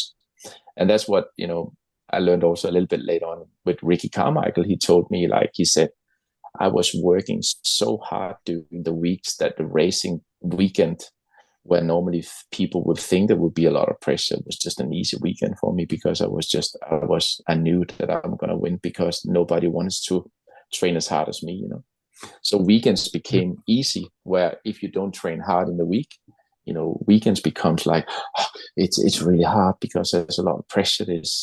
But fucking standing with his mom, tipping over his finger when he was not using the brakes in the proper way, or slapping him or whatever. I mean, that was real pressure, because that was your mom, you're the one that loves you and you came out of, So there's a lot of things. I'm still kind of laughing at the if I don't qualify, I'm going to be tasting diesel for the next 7 days. Yeah, that was horrible. But you know what? I went home after. I only did 3 rounds of the European Championship that year. I believe it was 2000. Not 2000. I always forget. 1992. And You know, a funny little story I can tell you. So I was always watching the big guys. And we went to Geildorf, and they didn't have any, you know, like Coyote and those guys that was on top, Alexander Coyote. They didn't have any body armor, and I came out with this massive body armor. Fuck, I look like a right twat, and that's why I'm, you know, that's why I'm not qualifying. So I took the fucking body armor off. I'm gonna be a fucking tough guy now, just with a shirt, and everyone can see that I'm toned, and you know, I'm gonna be a tough motherfucker. Until I came out on the track, and it was rock, it was fucking rock hard. Thinking, shit, if I crash here, I am gonna have no arms and legs. Yeah. So I rode probably like 3 seconds within my limit, you know, because I just was so afraid to crash, and I think, fucking hell, those guys are tough, you know. So then I took my body armor off, and I went down to the tent to actually get my body armor off. But by the time I came back, I only had 4 minutes left. So I didn't qualify, and that was another race to go home without having money to actually affording to come home. So that's why I need to steal the diesel. But the next year, I got some more budget together. I really dig, you know, I went actually from KTM to Honda. My Honda at that time was always a dream of mine. When I rode 85, I rode Kawasaki, and then because of the financial situation we were in, we got a really good help with a bike called Cagiva, which was actually later on became Husqvarna. In you know, Cagiva was what Dave Stripers and Pekka Vikkonen was world champions with those bikes back in 86 or 87. But they were horrible, you know, they break ill all the time. We were doing more welding than we were riding on the bike. So when I got like a KTM, it was already an upgrade because it was from the KTM factory. We got some good parts. And I finished 7th in the European Championship and 2nd in the Danish Championship with that bike. And then the next year I signed a contract with Honda. And my dream was Honda, you know, everything from the grips to it was just amazing. And I loved that bike so much. And all, you know, when you screw a screw in, and it was just everything, the quality back at, you know, it's probably the same today, but it meant so much to me to change to this brand. And then I became Danish champion and European champion, and basically didn't lose a race in the Danish championship, and was fighting with Sebastian Tutelli to win the European championship with him that year. And my worst position was a 2nd place. So I grew a lot as well because, you know, I never took a moment for granted of what I did, because I remember 2 years back, I didn't have money to go anywhere, or, you know, trying to be something that I was not. And then I took my body armor on, and then got on with the job. And and it was only later on in my GP career that I took my body armor off. And when I say that to the riders today, I said I didn't have any body armor on, but that was for different reasons, because then I knew that I had a lot of confidence in myself. I used my no body armor to actually stay focused, because some races I would actually I had like a little foam body armor, which is just a bit of foam here in the front. But those factory 450s at that time, even, you know, was quite powerful, and the track was not so well prepared, so there would be a lot of stones coming on. But I instantly didn't take a body armor on, because I knew that I would get a good start, because the pain would be so horrendous that we don't get a start.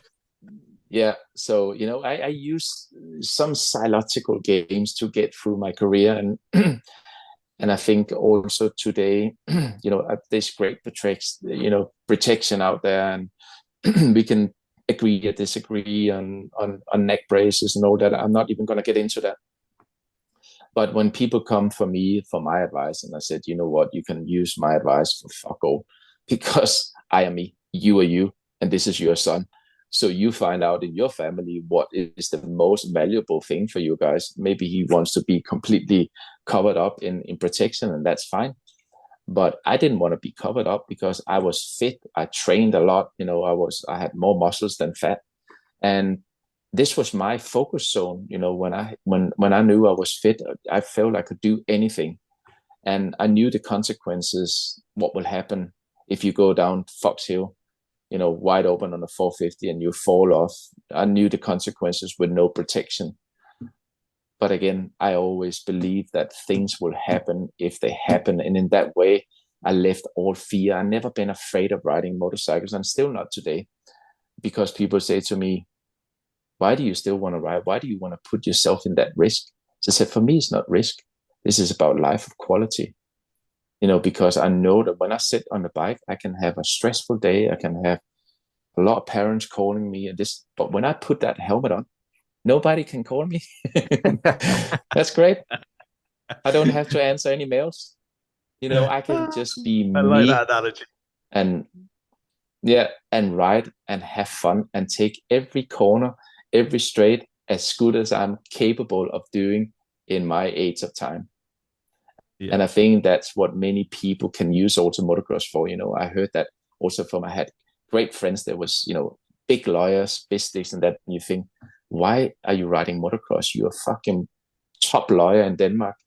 He said, you know what? All this bullshit that I'm dealing with, 24/7 almost. When I get on that motocross bike, nobody can call me. I can see no mails. I cannot hear fucking divorces or he want to kill this or he want to kill that.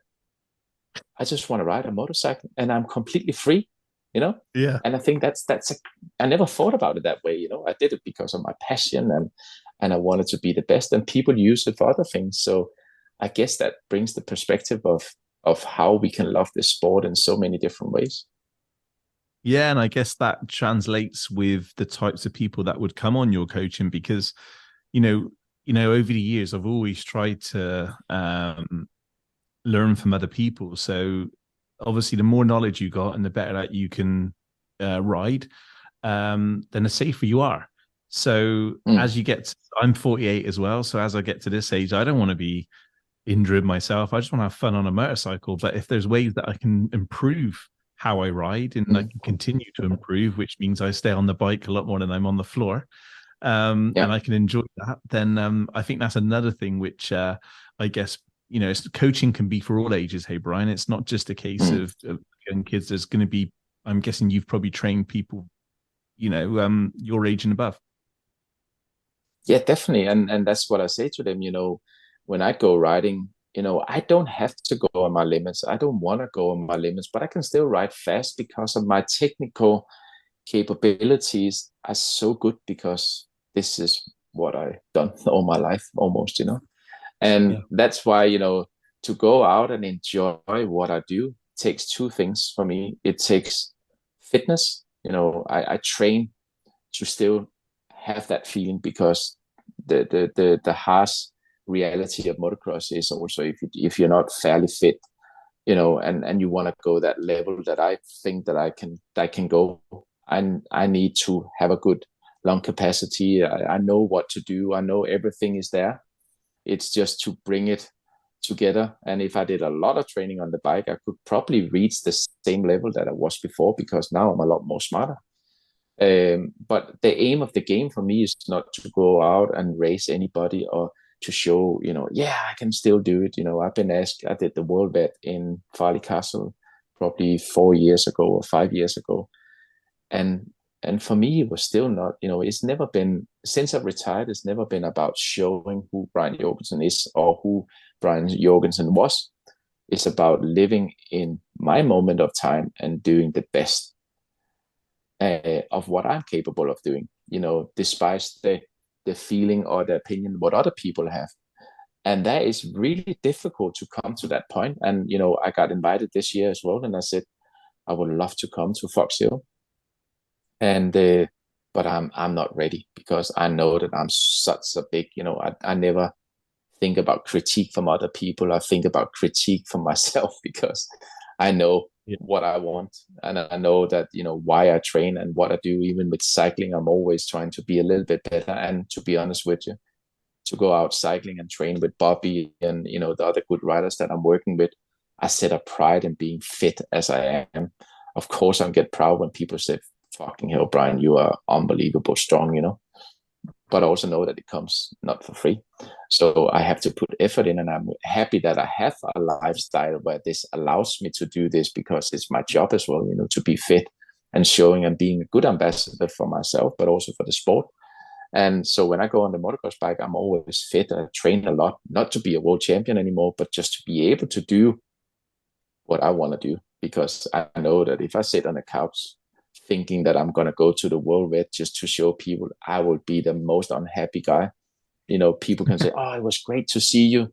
But I would be with my chin down thinking, you didn't even ride to your fully capability because you didn't do a fuck all. And I will never be. I have so much respect for the sport that to the day I will keep myself fit is when I will allow myself to keep riding. If I don't have the motivation to do that anymore, I will also put my helmet, because otherwise, I lived through this incredible life of racing, almost, 44 years of being on a motocross bike, and can be proud to say that I don't have like any big injuries. I had some knee injuries, and of course, but got through life without having too many problems, So I will hate myself if I go out and I injured myself because I was not ready, because of my instinct and my professionalism to the sport and respect, most of all. And that's something I will again say to the people, for God's sake, find the motivation. If you want to be someone, in the British Championship, in the World Championship, whatever you want to be, if you want to be close to the best in whatever category you're putting up, be fit.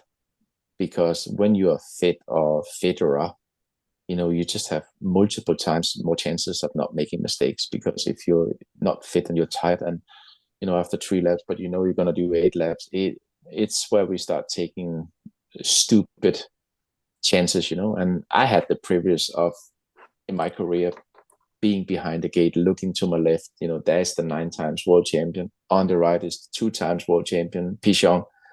And knowing I'm going to fucking kick your ass today. I am here to do business because I fucking put as much hard work down, or even more than you guys did. And I'm ready to go, And it's such a great, that's how you build confidence, That's such a great feeling.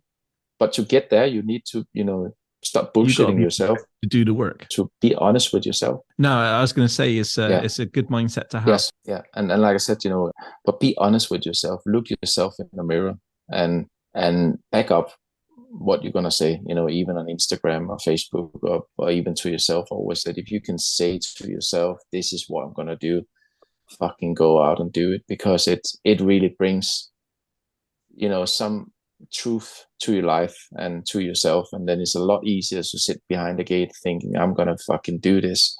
I know I'm going to get to that first corner first, because if I don't believe that because of the drills that I didn't do, of course it's never going to happen, So it's all about, I visualize everything in my life. I visualize when I go out to a training school, but also, and I learned that from racing, visualizing, doing things before I'm actually doing it, that gives me advanced, how can you say, advanced confidence that I know exactly what I'm doing. And you see that mainly with the TP riders. They are, for February was I think it was some on Instagram where he was sitting there, he was visualizing the track.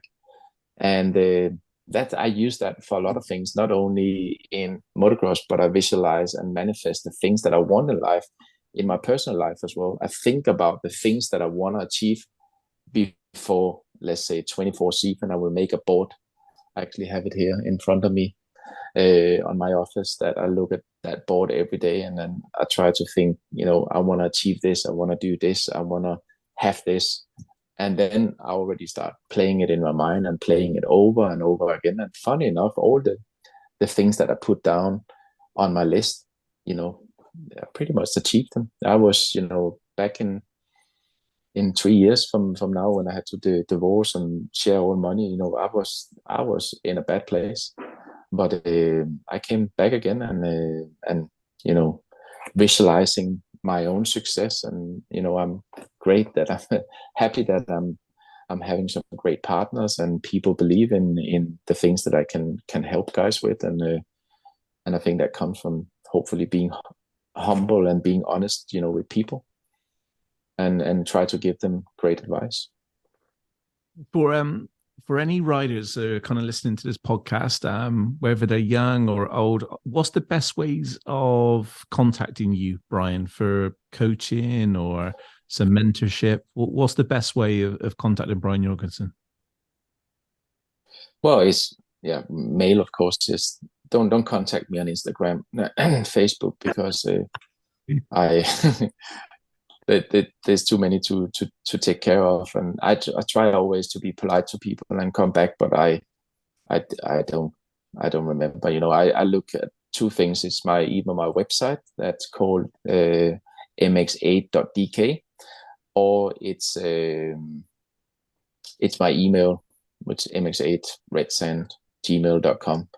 And I try to be coming back with reasons of amount of time because I have a lovely girlfriend that helps me a lot with the administration of dealing with all that side, because I don't have what it takes, and that's obviously one of the mindset. I always said you can do whatever you want in life, but there's a few things I realized that I'm not very good at, and that's dealing with emails and sitting down on my ass. It's just I have too much energy, and I'm lucky that I have a great girlfriend that actually are very good at those things and answer back people as soon as possible, and actually almost instantly when they come in, when I'm like, oh, I'm just going out cycling, I can wait with that. And it's not because I'm not interested I can't do it. I need to train first, and I need to do my drills first. No, that's good. So at least people know that when they get in contact with you, they're going to get a reply, which is really good. I Definitely. Can't thank you enough for your time on this podcast. I knew this was going to be the case where I think we're well over 2 hours, and I can see Ed because we did say at the start of this, we need to do a separate podcast for your career, because there's so much to talk about, and I think it will be a really good one. So we need to get that lined up when you got some time. Yeah. So we can sit down, and me and Ed need to sit down and do some solid research and speak to a few people who you read against, and get some juicy stories. Yeah. We can ask some questions. So, I think anybody who's been listening to this podcast, Ed, they're going to get so much insight from Brian, aren't they? Oh, it's incredible, mate. There's so much more we could obviously pick your brain on, and we will. I'm sure we've got plenty of stuff lined in the works, a really cool series of podcasts even. But yeah, there's so much out there. We didn't even really touch on nutrition and just how important having the multifaceted approach. So many things have to be in order to make an athlete and to make that machine, like you were saying, mate, on top of all the stuff like the mindset that comes from within. So it's super cool, mate. It's really impressive what you're doing, and we just want to hear more about your career and that in the future. And I had a huge stack of questions here, and there's probably just only a few of them that we've covered. So I've definitely got more to say, and would definitely be keen to get you back on when you're free, mate. Yeah, thanks a lot for that. And like I said, life is all about routines. It's, if we had not even touched the nutrition yet, we have not even touched about, going to sleep. What does that mean for your body? What does it mean for the mindset? I definitely know what it means to me now. If I don't get my sleep, and then do my routines of always getting to, many times I'm in bed by 9:30, so it's well over my bedtime. But then I will try to see if I can get a little bit of reading down before sleeping. There's a whole new series, Edwards and James, of mobile phones that we have not even touched that regime yet, of how important it is to put your mobile phone at the side before, let's say half an hour, 1 hour before you go to sleep, because your mind and that's what I'm worried about, also with young kids today, with all those fast things with a swipe, your mind constantly just works in new images, new pictures. And that means that it's so difficult for people to focus today in school, motocross or whatever they're doing, because they're used to new pictures, new stories, new, everything. When you post something today, you want to make it as short as possible, because otherwise, that people are not going to read it, because they fucking just flick on to the next thing. In 20 years ago, we were reading and we were like, yeah, okay, next page. Okay. Yeah. Okay. Because we had nothing else to do.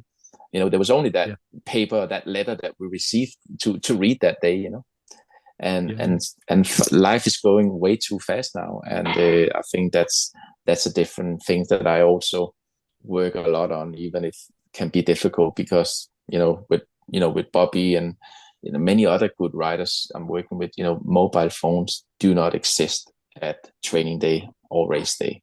You can post when you're finished. That's okay. You can, if you have time, when you can post before, whatever you want to do. But when we are doing the drills, when we are practicing, there's no mobile phone zone, because I want you to think about what you have just been out and doing. You've been racing for 40 minutes, 30 minutes, whatever the drills that we have been doing. But if the first thing that you do is just take up your phone and then thinking what's happening on Instagram, you don't even think about what you have just been doing. And that was the difference, James.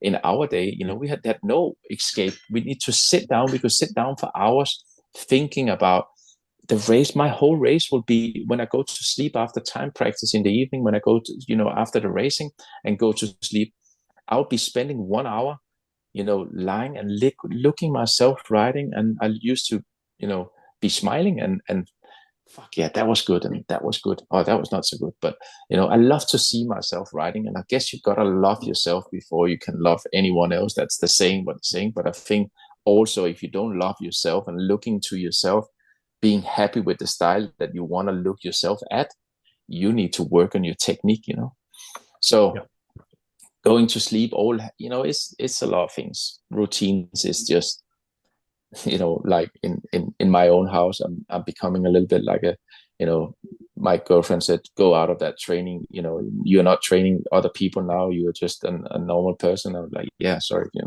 but it's because my yeah. But my life is it's a routine in so many ways, and it's what is important for me, and I think that keeps me the most time on the right track. Yeah, I think everybody has to find their equilibrium, and you've kind of learned a lot about yourself, Brian, to figure out that the important things which make Brian Jorgensen work, but also you've got the ingredients of what can make a motocross rider work at a high level. So I think that's the key things what you've discovered over the 44 years that you've been in and around motorcycles. Yeah. And like I said, also nutrition is also important. We know from people that, and that's why it have a brand new touch on that thing, because I think a lot of injuries also come from people that have a normal work or stressful work, and then they want to go out and ride motocross, but they didn't have anything to eat, or they maybe didn't have anything to drink. Then we just take a Red Bull or Monster, because we see now February is having that Monster, and that's what he's drinking, but everyone knows that it's different. But it's just hold that image. If Ken Roczen was drinking Red Bull, we also need a Red Bull, because then we become Ken Roczen. No, that's not how it works. No. At least two Red Bulls. The thing, yeah, working with Alden Baker, Ken Roczen working out of Baker. I think one of the things that Alden said, you don't drink Red Bull, like 5 a day or something like that. You don't become, but it's a nice drink, and people can use it as they want, of course. But there's certain things that you should not drink before, and you should not do before and after, and and it's about, for me, setting all those routines in. Coming to a race day, what to do, what to eat. I had a list in my camper, and I show people this. This is my driving plan. Friday, I'll be packing up I will pack the, park the camper. I will get my bicycle out. I will not speak with anyone. I will do my cycle for 40 minutes. I will do my stretching. And then I will start organizing my gear, my helmet, my boots, everything for the whole weekend. I know exactly. I have 5 set of roll-offs with dark lenses, 5 set of roll-offs with clear, 5 set of lenses, with tear-offs, dark and clear. Everything was organized. So when I went to bed on Friday, the only thing I had to think about, it was just to get up, do my breakfast, do my cycling, do my stretching, take my gloves, take my, everything was organized.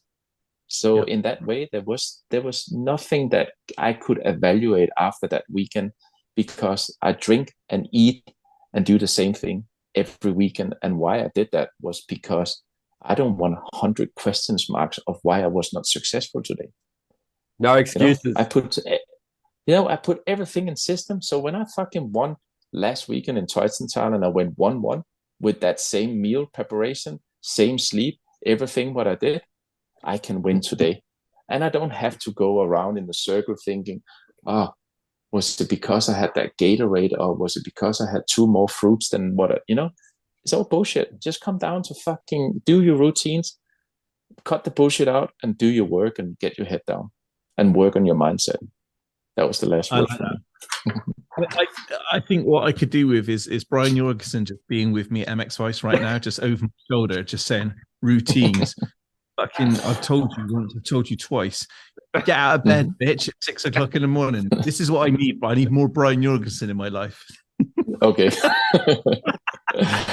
No, like no, it all sounds easy, and it's not always that I'm perfect as well, but I try to keep my normality of life to, let's say, like 90%. This night I slept to 8 o'clock because I picked up my kids for my holiday here, and I picked them up at the airport in Alicante at 1:30. So of course I was really tired, and I do need my sleep, but I feel bad when I get up a little bit late, because then I feel, I'm running behind in everything because of my schedule, So I know that everything cannot be perfect, but if you can just think about it and you can be a little bit better, that's basically what I try in life. I'm far from perfect, and I'm far for anything, but I always try to work to be a little bit better every day, and I think that gives me desire to be a better person every day, and that keeps me focused. No, I like it. I like the mindset. I'm a big believer in mindsets, routines, and habits as well. So but I can't thank you for enough for coming onto the show, spending some time in we need to get you back on. We need to talk about more. There's hours and hours which I can think of which we've not even covered. Big thanks to Parts Europe Distribution, who distribute spare parts, accessories, and rider equipment for all motorbike segments in Europe. We support the sport is fortified through the Four and Moose house brands and their support of world elite MX riders like Gavin Vlanderen, Jorge Prado, Lagenfelder, Guadagnini, Jonas Bogers, and 9 times world champion and Thor ambassador Tony Caroli. Not just Thor and Moose, they produce Necken, Pro Circuit, FMF, ODI, Cycra, Renfrew, Recluse brands to many dealers throughout Europe. So if you're a dealer and you want to get your hands on any of those products, then you need to seek out Parts Europe. They are the guys that support the sport. I think you would have seen them at Motocross the Nations. They had the parts literally on the hill. It was fantastic. Thank you very much to those guys for my hospitality for the weekend. It was very healthy food, Brian. I had salmon and some lovely stuff. I stayed away from the desserts. Huge thank you to AS3. Those guys have been super supportive this year to us at MXvice. Huge thanks to Ben and Nick, who have just been completely on it this year with us. They are the home of aftermarket motocross and enduro parts, from hardware and protection parts, including skid plates and radiator braces, to performance coding parts, including silicone radiator hoses and oversized impeller kits. Check out as3performance.co.uk, and I'm going to say this and Ben's going to get wound up, but they do the best bling bits for your bike. So if you want all those shiny bits, Brian Jorgensen will tell you it'll make you go faster, at least 2 seconds a lap, if you go and get some AS3 parts to make that bike look good. Huge thank you to those guys in Even Strokes. If you're looking for parts and gear, head over to evenstrokes.com. Basically, the profits from there go into running MXvice, so that helps pay for things like web hosting, which is getting so expensive because more people keep visiting the website. So it's a curse at the moment. So one of those things. But Ed, fantastic, great work this week on MXvice. Fantastic to have you on. You're an absolute legend. Brian, it's been an absolute pleasure talking to you as always, and I'm hoping that we bump into each other quite a lot next year at GPs, and we definitely want to get back onto some more podcasts. So thank you again for your time, and good luck. If you're out there, you're looking for coaching advice, then hit Brian up on email. Brian, what was the email again? It's mx8redsand@gmail.com. And Brian or his partner will get back to you as soon as possible. And honestly, if you're looking for coaching in the winter period, Spain's a fantastic place to ride. So many tracks, so many facilities available. I'm sure Brian's available for any advice and bits and pieces about where to go, but definitely hit him up for his for the coaching courses that he's got available. Ed, have you got anything to say before we go? No, just thanks, lads, and thanks, Brian, for taking the time, mate. It's been a brilliant chat, and definitely look forward to the next one. Yeah, me too. Thanks a lot, guys. I really appreciate it. That's 147 out. So we'll be back next week with episode 148. Thanks, everybody.